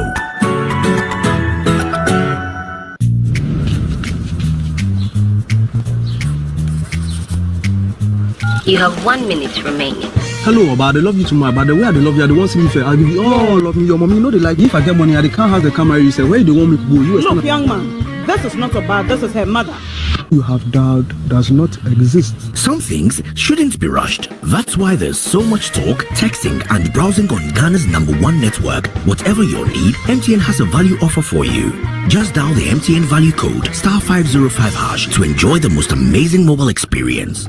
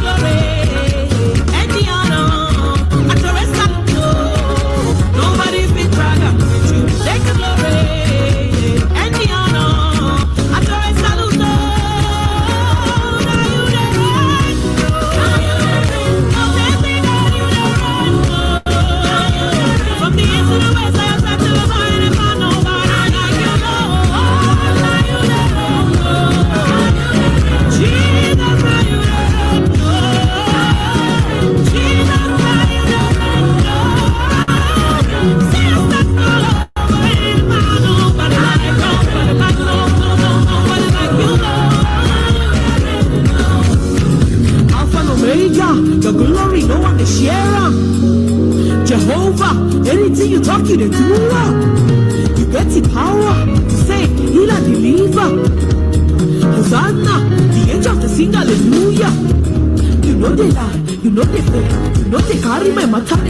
See, as I day. You call me your own. When you reach my turn, Lord, you know the delay.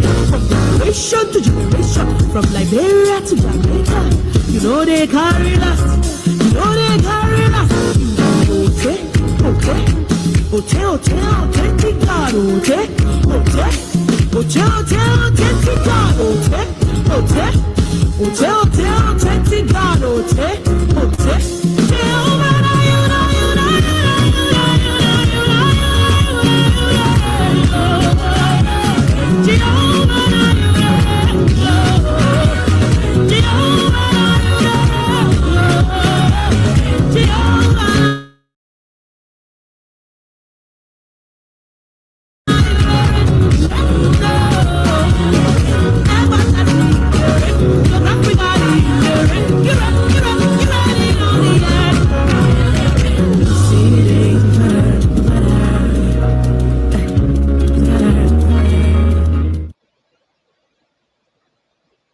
We day for you everywhere you go.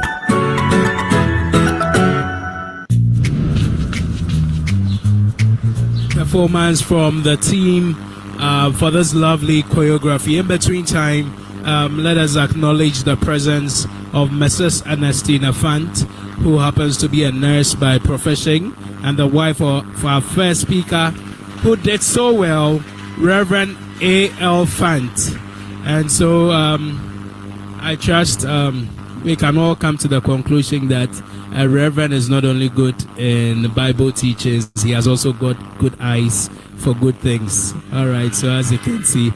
All right, and so we're getting straight to the next item, and we're getting ready with our speaker, who is right here with us, and I'm sure we'll be able to have a full-fledged conversation interaction with them. Between time, let me say hi also. I see you, Mr. Rahman, branch area head of Toyota Ghana. Nice to see you. And so without much time to waste, let me quickly invite our noble personality here in the person of architect Mrs. Joycelyn Dama. Please. Yele, yele, yela, yele. Michael Dama, who is seated right behind there, and a proud Absu, St. Augustine's boy, who Accra Academy defeated not too long ago from the NSMQ. Well, that's just by the way, but please, are you going to stand? I can't see you stand all this while. Are you sure?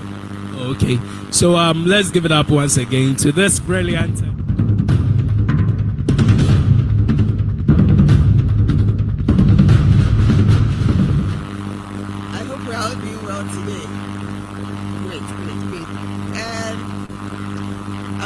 Thank you, first of all, to everybody who has made time to be here. Hajia, your word was powerful. Yes, very, very, very powerful. I think I took a few things. I took note of a few things. Hajia talked about people. People are extremely important in our line of success. I think Miss Dende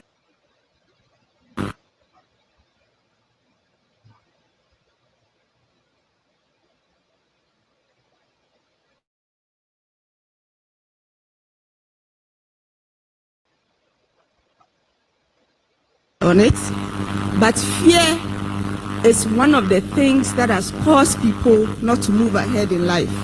You have all the beautiful ideas, but how to take the first step? There are so many questions you ask. What if it doesn't work? What you don't ask is, what if it works? Right? You always look at the negative side and you freeze. Fear is something to not to allow work on your life. And then Auntie Georgina talked about values. What are your values in life? I think the poetry people said, if you don't stand for anything, you do it. If you don't stand for anything, Hey, please, I'm a teacher. If you don't stand for anything, if you don't stand for anything, you will.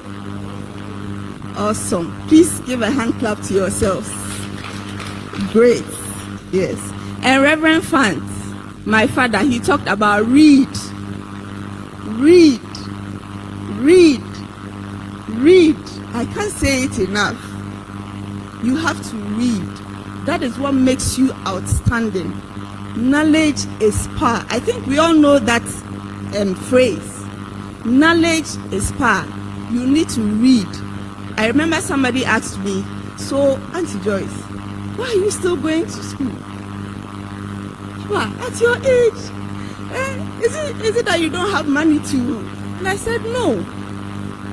I'm still going to school because I want to still be better at my craft. So when you finish JSS, you finish SS, you haven't finished. Please, what did I say? You haven't finished, you haven't begun. Because now, a master's degree is what? It's nothing. A master's degree is nothing. It's not even about, but it's about the amount of knowledge, the depth of knowledge that you would have going forward. Are we okay? All right. So that said, I want to greet everybody.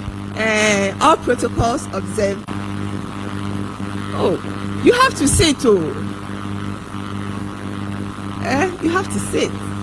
Okay. So let's give a hand clap to Martha. It is not easy. I think everybody has said it, but I'll say it again. It is not easy to put together a program like this. It is not easy. It means that she has broken from the stage of being afraid and has ventured forward. So that barrier itself is a success for her. And so let's one more time applaud her. So today I want to talk about the path of success. I think Auntie Georgina mentioned it.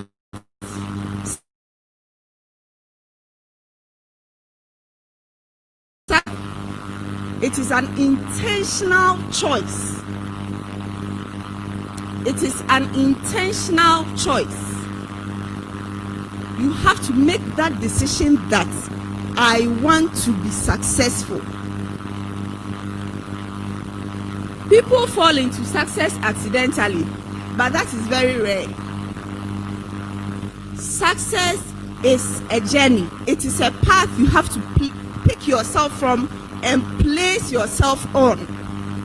If I want to go to the back and pick a microphone, what do I do? What would I do? Please. You have to begin your journey by starting walking to the I have to start that journey.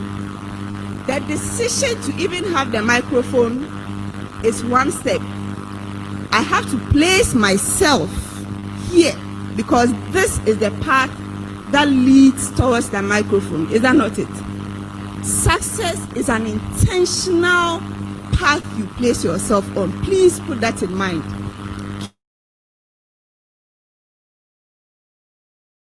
Keep that in mind. Success, when you mention success, what comes to mind? When you mention success, what comes to mind? Let me, please come.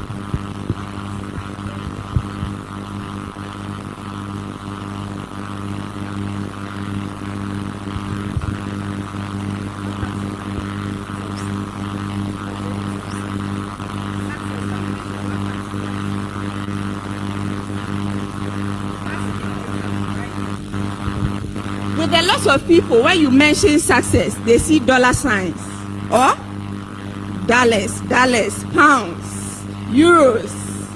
They see dollar signs. Oh, I didn't mention Ghana city. They see Ghana city signs. You know, success is not only money. Success is money plus peace. Money plus joy and happiness. Success, let's talk about success. You know, everything has a photocopy. So we have good success and bad success, right? So let's focus on the positive success. If you have all the money, you give 200 cedis to any member of your family, because the rules of the game don't allow you to. I hope you know what I'm talking about.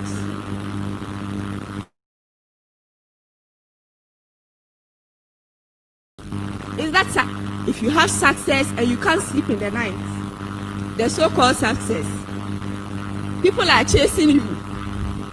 You have to go to a bar and sit there till sleep. You may not wake up. Is that success? Please, you know what I'm talking about, right? It's a pervasive thing in our, especially where we are.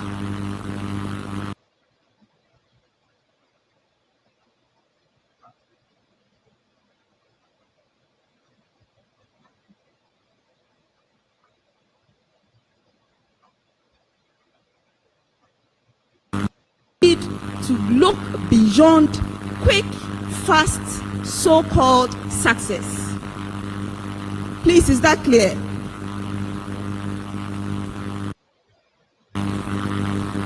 Success also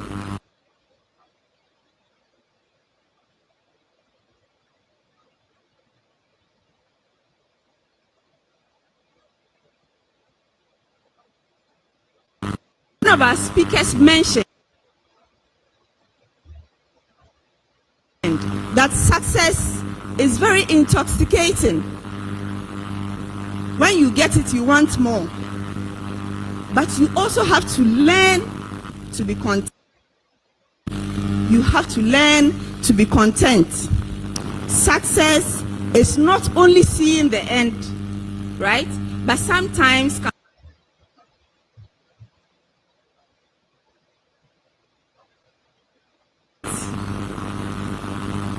if you don't place yourself and define what you illustrated, because you have started a business, you have a very good foundation, you want to go international, but you haven't started going international and you feel you are a failure.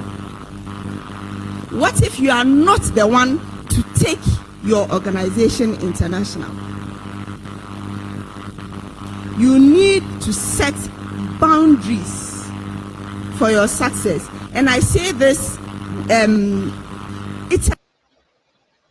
it's a thin line, but you need to find your place of happiness, your place where you know that this is where I have reached and I am content. I didn't say stop. But at a point, you have to be content. What do we do on our success road? I think all the other speakers have spoken about ourselves and then how we can get on. First of all, you have to know your place on that road. Auntie Georgina mentioned it. Know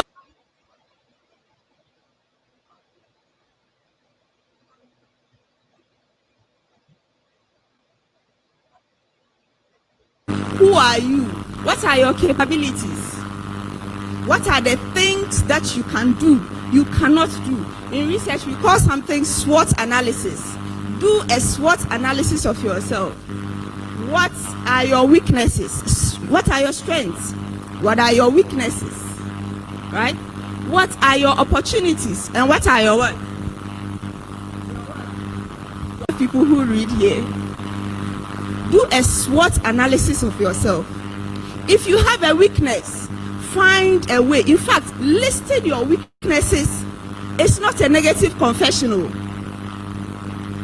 It shows that you are identifying things that you have a weakness in, and that will enable you to know how to go about it. So for instance, you want to start a business, but you are not too good with talking to people. You are not very good. When you meet people, you start shivering. Oh, I have this business. And you say, till the end of. What do? First of all, once you have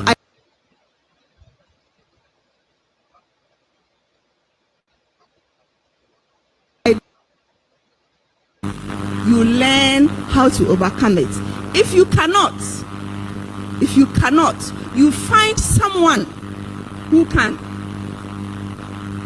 You find someone who can market your business. Don't be greedy. You can pay the person if you want to still own your business. You can pay the person to market your products for you. Is that or not? Is that okay? Yes. You don't have to do everything by yourself. You don't have to do everything by yourself. So find who you are, find what your strengths are, and move with your strengths. Find your place of sanity. Please, who owns a business here? Or who has started something here? You own a business? In my mind, it's not. Awesome. That's a starting point, right? Yeah. You own a business. Please, what do you do? Please. When people don't come.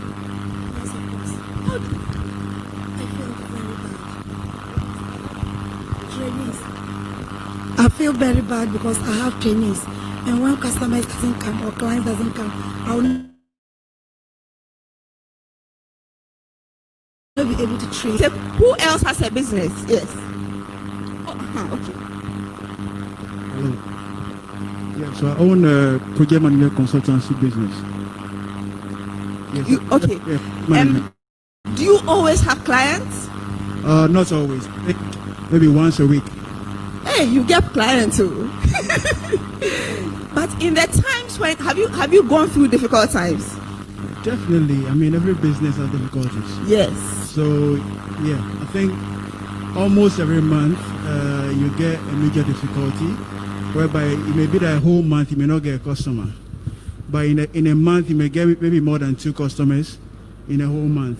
Okay. So during that drought, it's quite difficult to make some money out of it. Yeah. And you have bills to pay. Obviously. Yes. What you need to do, please go to the second slide, is to find your sanity. Your places of sanity. Because sometimes, right, you will start a business and it's crazy. Like I said, people fall into success. You can start a business and it's true. Hallelujah. You can also start a business. Yes. You haven't even gotten one call. Hey, myself, when we started Abstracts, the first few months, it went well. After a while, hey, month 1, no clients. Month 2, no clients. I was like, yeah? How do I pay my workers? You need a place of sanity. For me, 2 things. And no, it's not because I'm a crife, but reasonably, who do you go to when you are in trouble?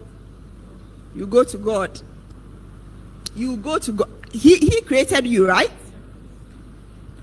That is my place of sanity. My place of sanity is prayer, my Bible. I have my crying scriptures. I have my laughing scriptures. I have my praise scriptures. So I'm sure when I wake up in the morning and I open to a certain scripture, God will be like, oh no, this girl is bad.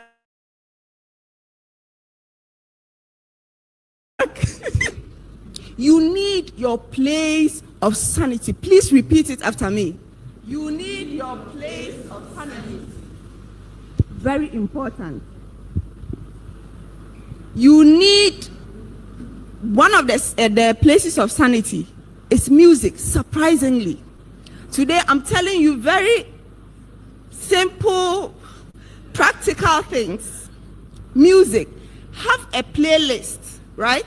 Or one song that pushes you towards your goal, that you can listen to in the times when things are not working. Listen to it and bring yourself back to your journey of success. It is very important. You can have write-ups or a book where you write certain things. Alima, you are this. Don't give up. Do this, do that. And read it to yourself in the times when things are not going well.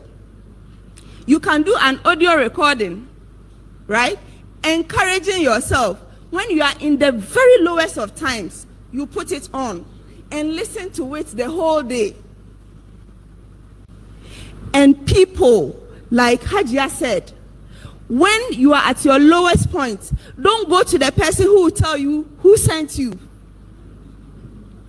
Who sent you? What do you want in this world? What do you want? Don't go to such people.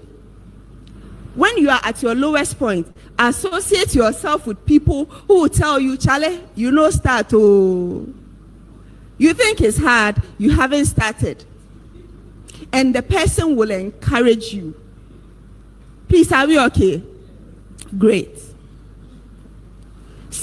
Thirdly, please, dream your head off.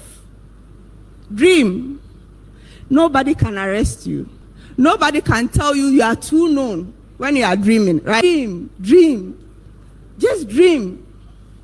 Whatever your mind will conjure, whatever images you have, dream it out. You want to set up a business. Martha, I'm sure when she started, it's a conference, monthly conference. I'm sure she imagined, this number of people filling a hall, all of that. Dream. Don't stop dreaming. Watching, I think that was after university. I watched one man, he was talking about his life. Very successful. A vision board. Please, can we all see? A vision board. I had never heard of a vision board before. So I listened to him. And he said when he started, when he was young, he came from a very poor background. When he was young, he had this cardboard where he will cut it, paste it. When he sees some car, Charlie, he will cut, paste it. When he sees anything he likes, I want to have 4 children. He cut very handsome children, pasted it, and then left it. After a while, he grew up and left home, of course. He forgot that he had ever even done something like that. So one day, he went back home to their family house. And then they told him that they had packed his things. Someone is using his room. So they've packed his things into the basement. So you should go and check. When he went, he opened the box and was now looking through, my old things. And saw this vision board. Amazingly, he said it shocked him. He owned the same type of mansion he had. He had put up there on his vision board, the same color. And had bought that same car, but a newer version of that car. He had the businesses he had put up. It's not magical. It's not magic. You are telling your subconscious to work with you. You are telling your subconscious that this is your capability. So when you have a vision board and you put it up, every day you look at it, Charlie, you go out, come back. You know, not even looking at your circumstances, because he was poor. So he will look at his vision board, go, come. And this is what happened for him. And there have been so many testimonies of vision boards. So today, as a teacher, let me give you an assignment. Please, when you go home, please,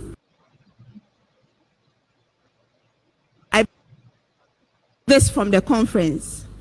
Martha didn't put this program together just to make us come and feel good. We came to take something away. Is that not it? So when you go home, take a cardboard, excite yourself. What did I say? Whatever you want to put on that cardboard, no limitations, so put it there and hang it in your room. If you don't look at it, one day you will call Martha and give your testimony. Okay. All right. Yes, please go. I wanted you to see this. It's an undersea restaurant.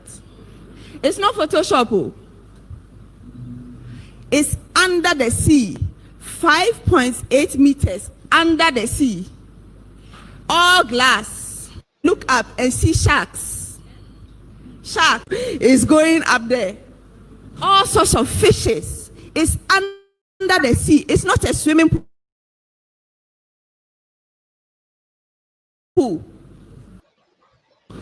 When the land is too some way. This is under the sea. Is there something called impossible? Is there something called impossible? It is only impossible when you decide it is not possible. So this is someone's vision and it has happened. Please go online. It's in the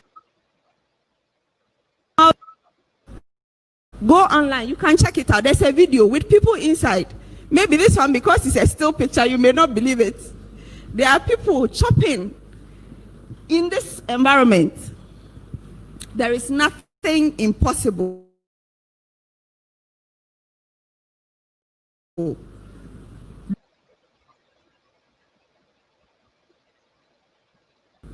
Next, please. Be loving and hush to your body. There are two contradictory things, right? Oh, love yourself. Love yourself. Be loving to yourself. After all, if you die, can you be successful? So take good care of yourself. Watch yourself.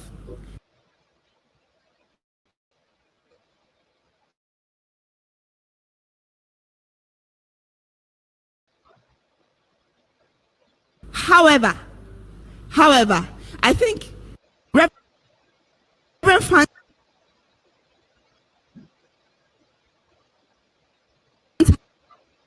on the body and what it can do to you. Maybe you can check it out on his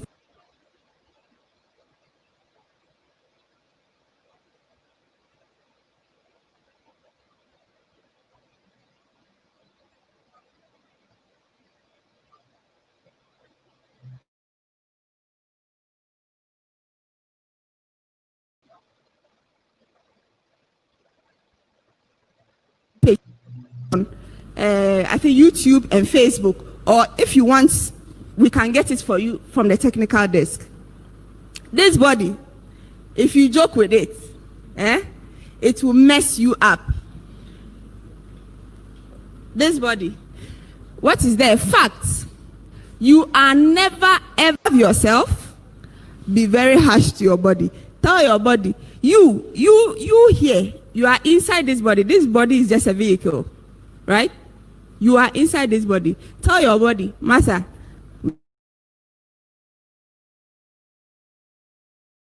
we have to be successful. Wake up. Let's go. Your body, talk to yourself. Look at yourself in the mirror and talk to your body. Is that understood? Yes. Beloved body. Research shows that this is the truth. Research shows that our bodies are not meant to do uncomfortable things. Our bodies were not created to do uncomfortable things. So if you start exercising, you do 1, 2, 3. When you reach for your body, will tell you, Master, what makes you successful is if you go beyond 4. Is that not it? So overcome your body. There is this thing called the 5-second window. How many of us have heard of it? The 5-second window when it comes to dealing with yourself. Hey, so assignment number 2. Please go and read. Please write it down. I want to see you writing it. Yes. The 5-second window. The 5 seconds. So the first, please, what's the first assignment? Vision board. The second one is what? So let me read this from author and speaker Mel Robbins. She says, the 5-second rule is simple. If you have an instinct to act on a goal, you must physically move within 5 seconds or your brain will kill it. The moment you feel an instinct or a desire to act on a goal or a commitment, use the rule. When you feel yourself hesitate before doing something that you know you should do, count 5, 4. This is research. Count 5, 4, 3, 2, 1. Go and move towards the action.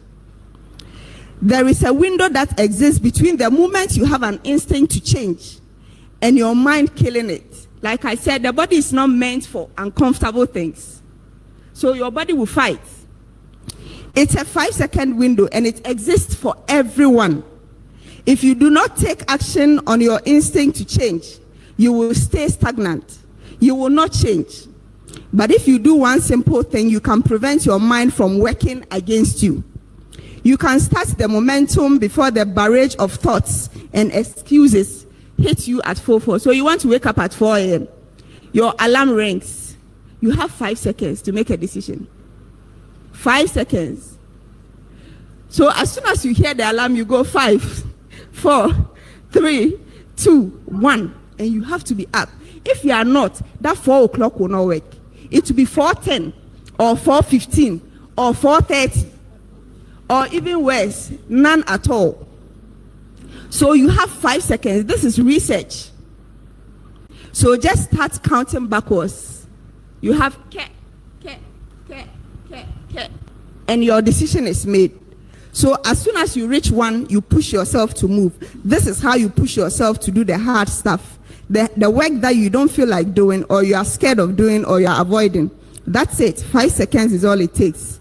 If you don't act on an instinct within that 5-second window, that's it. You are not doing it. That's to change. The 5-second rule. Please. Let's not. Let's go to the next slide. Have no limits. Have no limit. This is also a bit contradictory. Have no limits, but lower your expectations. It looks a bit contradictory. When I started my business, Charlie, architect in town, hey, I'm coming to Claire. I had very high expectations till I had a slap in the face, not physical slap. You would charge a certain amount, and the person is like, it's just a drawing. I'm like, I went to school for 6 years, did 2 years mandatory apprenticeship, wrote my professional exams, and you are telling me it's just a drawing. I'm not saying don't have hope. I'm saying that have realistic expectations. Divide your goals into long-term, short-term goals. Sometimes when you are entering into a phase, a business new, you have to know how to conduct yourself. Don't expect that I started today, tomorrow I have made it. Like I said, it happens, but it is very rare. Very, very. So have realistic goals. Plan realistically. It's okay to fail, but not be a failure. I remember I like to listen, especially when I go to work. I just put on this motivational series.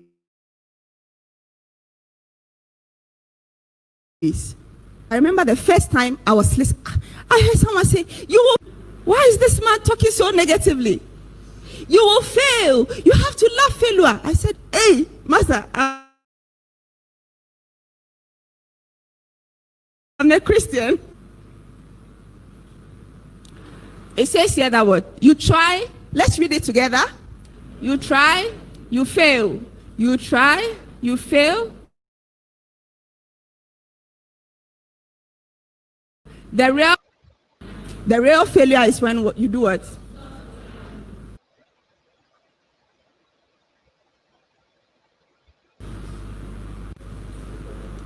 Tell somebody, don't person like this. Don't stop. Don't stop.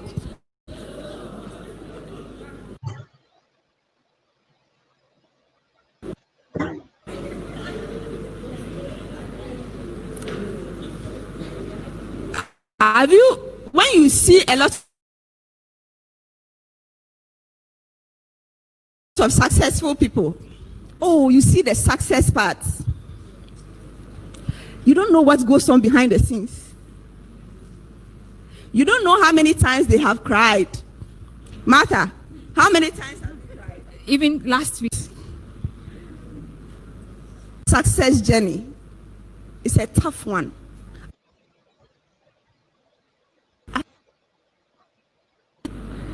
It's tough, it's difficult. It's sweet, but it's hard. It's hard. Please say it too. It's hard. Conscientize yourself. Steel yourself. That, look, it's not an easy journey, but I'm committed to it. It's hard, but I'm harder. That is what you have to tell yourself. It's hard, but I am what? I am harder. Because to tell you the truth, you are really hard. You are hard. I know we all have prints. How many people have duplicate fingerprints with you? Nobody. It's yours. You are so unique. Don't let fear overshadow it. Come out and be the best version of you. And when you fail, when you try and you fail, you do what?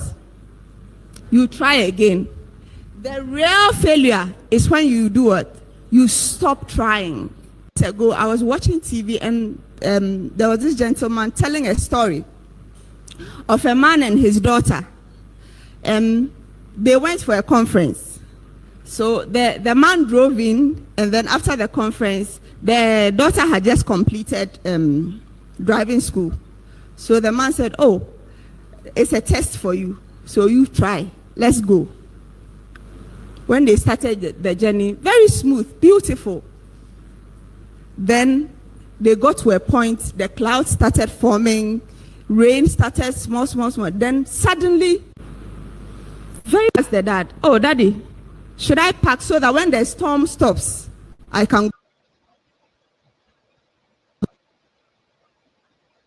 go? What do you think the father told the daughter? Charlie, make you go. Said, oh, go, and turned and slept.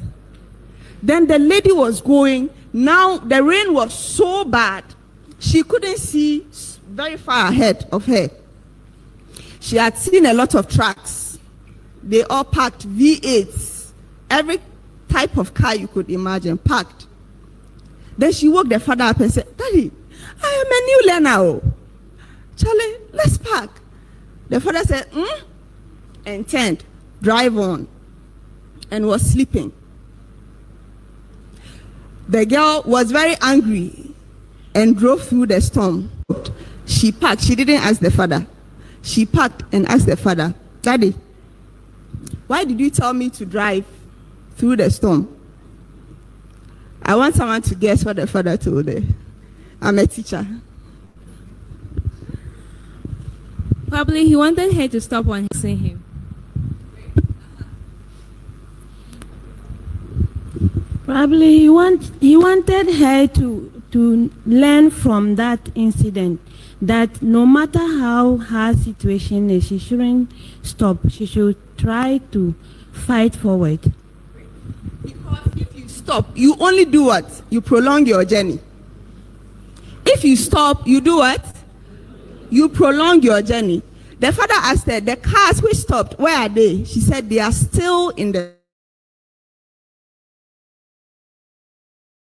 storm. Right? If you have to drag yourself, like I said, the journey is not easy. If you have to drag yourself to that point of success, do it. Whatever you do, don't stop.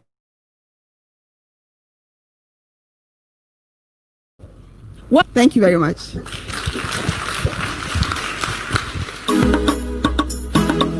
Yele.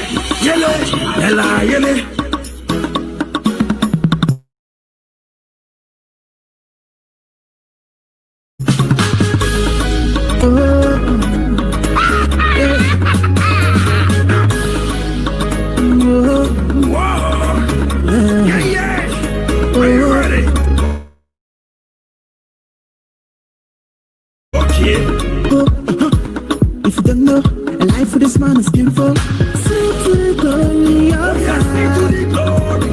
Sing to the glory of God.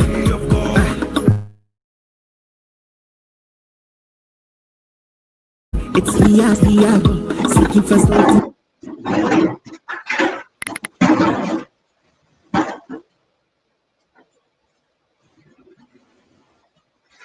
You shall get end of the tunnel. Up next, we're getting on to have a brief presentation, probably 10 minutes from MTN Ghana, and Mr. Richmond is going to sail us through that bit. So let's welcome him with a round of applause.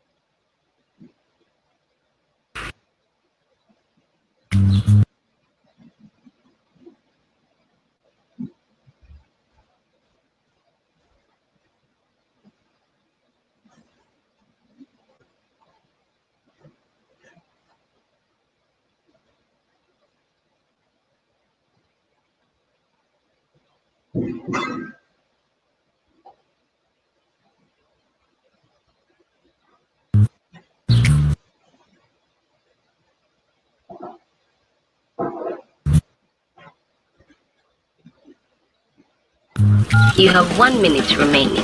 Hello, about the MTN.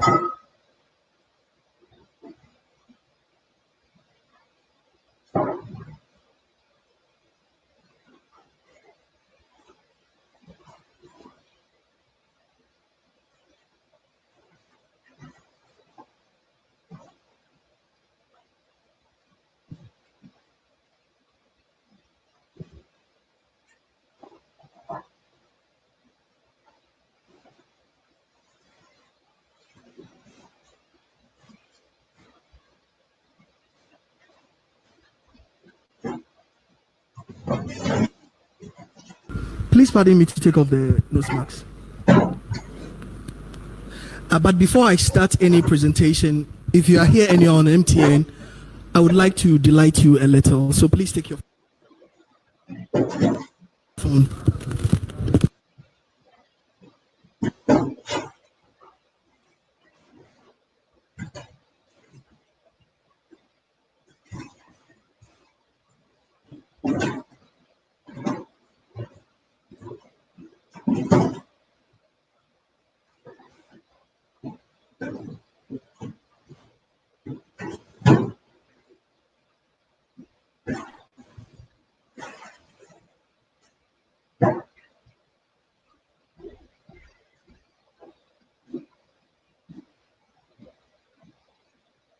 Go to the web. You can go into the internet and then go to https simregistration.mtn.com.gh simregistrationupdate.mtn.com.gh. Then you can be able to update your details. Promotion package known as Akwaba. Akwaba is given to every new subscriber who comes onto MTN. It gives you the opportunity to enjoy 100% bonus whenever you recharge. Also during weekends on all recharges that you have done, being it data, being it SMS, or being it voice calls.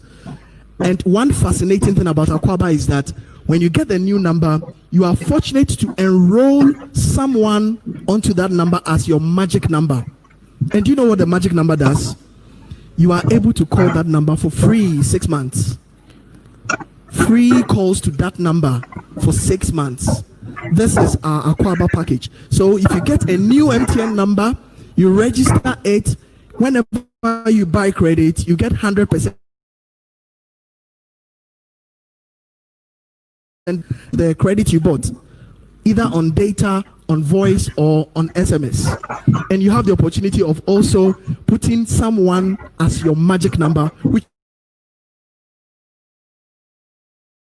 you call that number for free. Then we have the 4G. 4G is something that has come to help us all in terms of what we're doing today, streaming live and then getting information via the internet. If you are on MTN and you don't have the 4G service on your phone, I recommend that we are here. We have our stands out.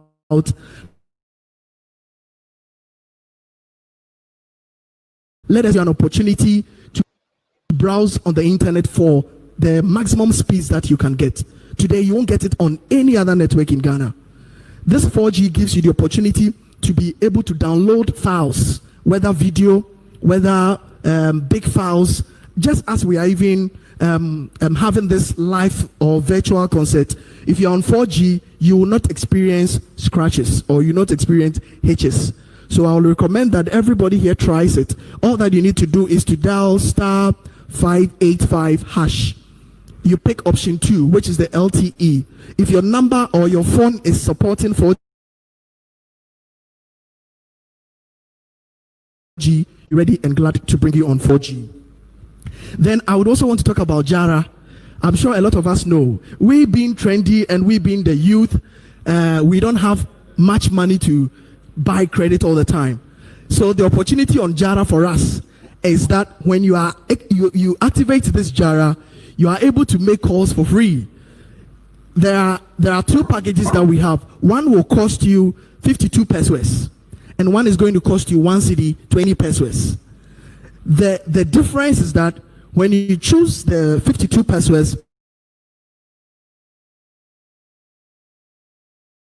you are for the whole day. So every day you'll be deducted that amount and you are able to make calls and send SMS without any extra cost. When you do the 1.2, you are going to get voice, SMS, and then data. So that means you are going to pay 2 cedis, 50 pesos for a whole day. But you can make calls to all networks, MTN networks. You won't pay anything. You can send text messages. You won't pay anything. You can also stream your social media platforms without paying any extra cost. All is the MTN Jara. So I recommend that, especially being trendy and being the youth, we go and get ourselves on Jara. The code for Jara is star 5055 hash 5055 hash. Okay, yeah, put the codes in your head. 5055 hash, then you choose your preferred Jara package. Then we have this particular service too. We call it SIM or number reservation. Number reservation, mostly, especially those of us who are in school. You know, we are not using phones in school, isn't it? So when we are going to school, the probability that we will keep our lines home is high. Or even those of us who are completed school, but we normally travel. Especially some will be going outside Ghana for some period, and they prefer keeping their numbers safe. We have the number reservation so that you can decide to reserve your number either for 24 months or 12 months. That is 2 years or 1 year. And by doing so, you dial star 175, star 175, then you activate. If you want to do this, you can pay 25 cedis for 2 years. Then your number is safe. But if you don't reserve it and you travel, one thing about the terms and conditions for using a MTN line is that after 3 months, if you don't do any activity on your line, it goes dormant. It goes dormant. Then additional 3 months, making it 6 months, we recycle the number, we terminate it. So if you are traveling and you want to keep your number, you just do the reservation, star 175 hash. Then you put your number there. You can reserve it for 2 years or a year. Then, as I said, we are youth, isn't it? We want to always have the opportunity to browse on the internet. So there is a package we call Mashup Pulse. It is targeted to us, the youth. We have the trends, or we are the trendy. It gives you the opportunity to have data bundle at a very cheap cost. Data bundle. All that you need is to just go to your MTN line, dial star 56 hash, and then you see so many packages on Pulse. Some you can activate it and pay small and browse for the whole day. Some will give you an opportunity to browse social media like Facebook, WhatsApp, all for free. You don't pay anything. And I will recommend that we all go for the trendy, as we are the youth. That is the ones that we can use to serve for information. Read wide, just as our speakers have told us. We need to read wide. We need to make plans for the future. We need to search from the internet. Today, there is no barrier in the world. We live in a global environment. So you can't say, I am in Tamale, therefore I cannot get information. MTN has rated a lot of educational sites free. So let's go into the social media platforms and read, build our capacities, get our vision boards, work in progress, so that by the time we are like Martha, or we are like Auntie Joyce, or we are like the First Lady, we all have our businesses. Isn't that right? Good. Then I would want to talk about Nkomode. I just, as you hear the name Nkomode, what comes into your mind?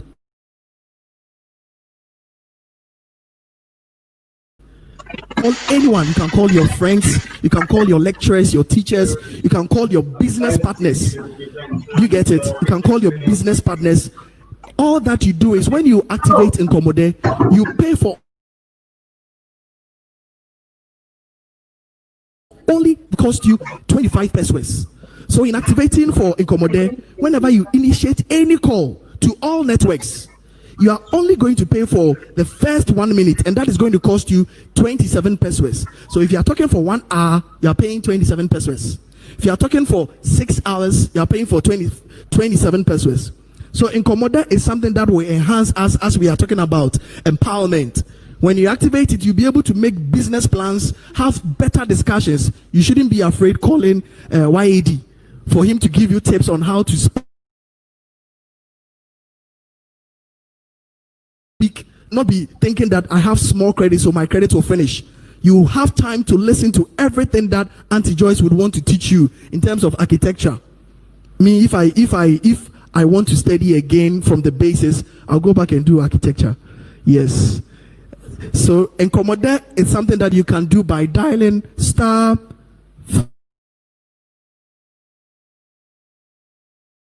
315, then hash, then you press 1 and then hash. So the code is star 315. then the option is option 1. All right, I'm seeing our friends writing it down. Then my last 2 points, I want to talk about Sunday special. Today is a Saturday, tomorrow is a Sunday. Now Sunday special free every Sunday, and it's so simple. All that you need to do is to activate from 50/50. I see my friend here, I'm sure he's on all those packages. You are enjoying it, eh?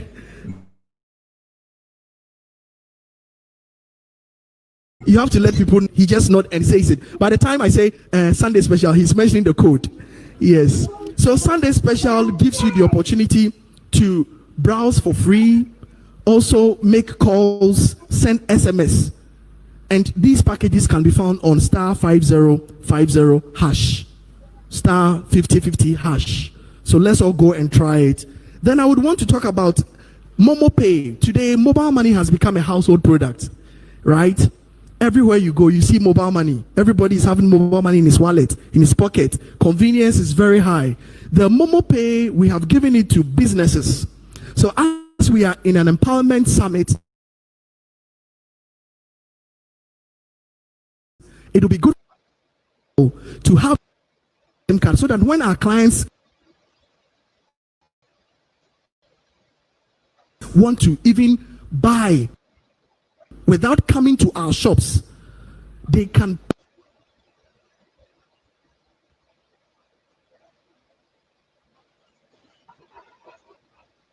pay our money. We would, and then we will ship or send the items to them without thinking.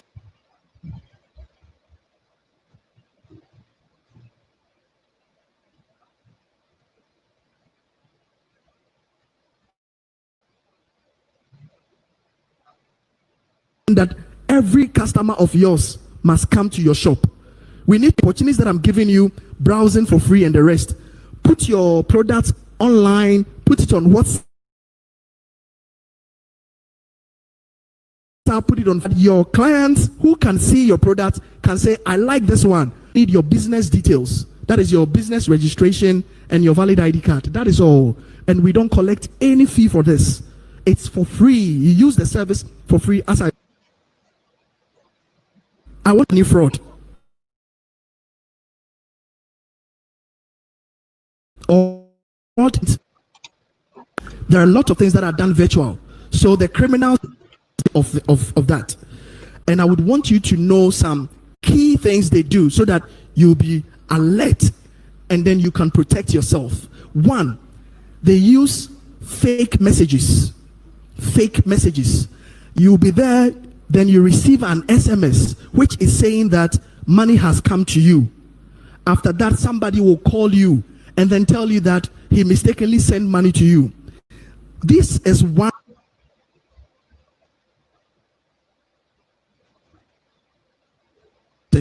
But I want you to know that only MTN sends messages from mobile money that comes with mobile money. Some of these fake messages, they come from individual numbers. So one clue, look at the number that has sent you the message. Number 3, second clue, they get spellings wrong. But I would want to even assume that we may not even also have anything knowing about. Let's say we are also semi-illiterate. Whenever you receive those things and they follow up with calls, never ever condone and listen to them. Tell them they should call MTN for reversal.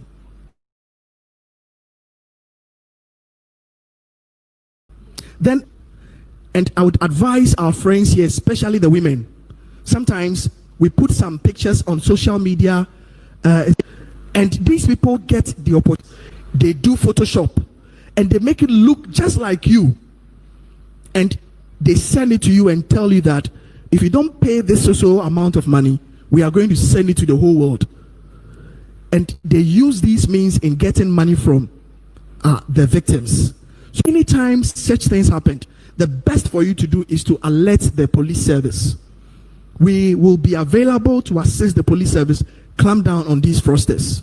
Then they are using another means again by calling and saying that they are calling from MTN and they want to reward you for being on MTN for a very long time, you being a loyal customer.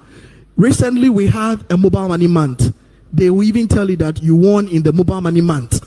So you have earned 50,000 or even a car. Some will even say you've won a TV, a flat screen television.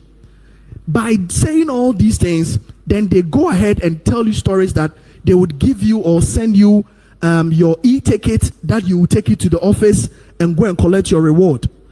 They will send you a fake message and call you and tell you, we are going to teach you how to access the e-ticket. So go to your phone. Sometimes they even tell you that, give us an alternative number so that we can call you on and direct you what to do.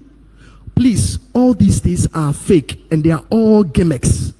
Never entertain any call that authorize you to complete a transaction that you haven't initiated.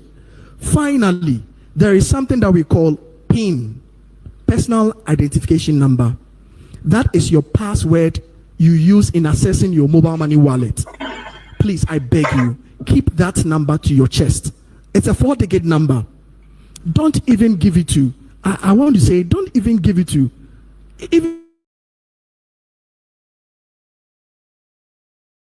first, let's your personal identity, our phones, and then we also tell them our phone, our PIN numbers.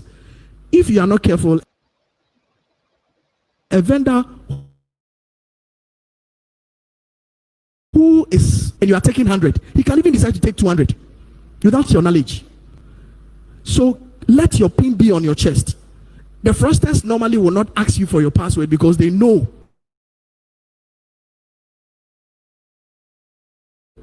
But what there is a column that we call it confirmation message. Please, no matter what the person on the phone is telling you, read it before you put in your password. Thank you very much.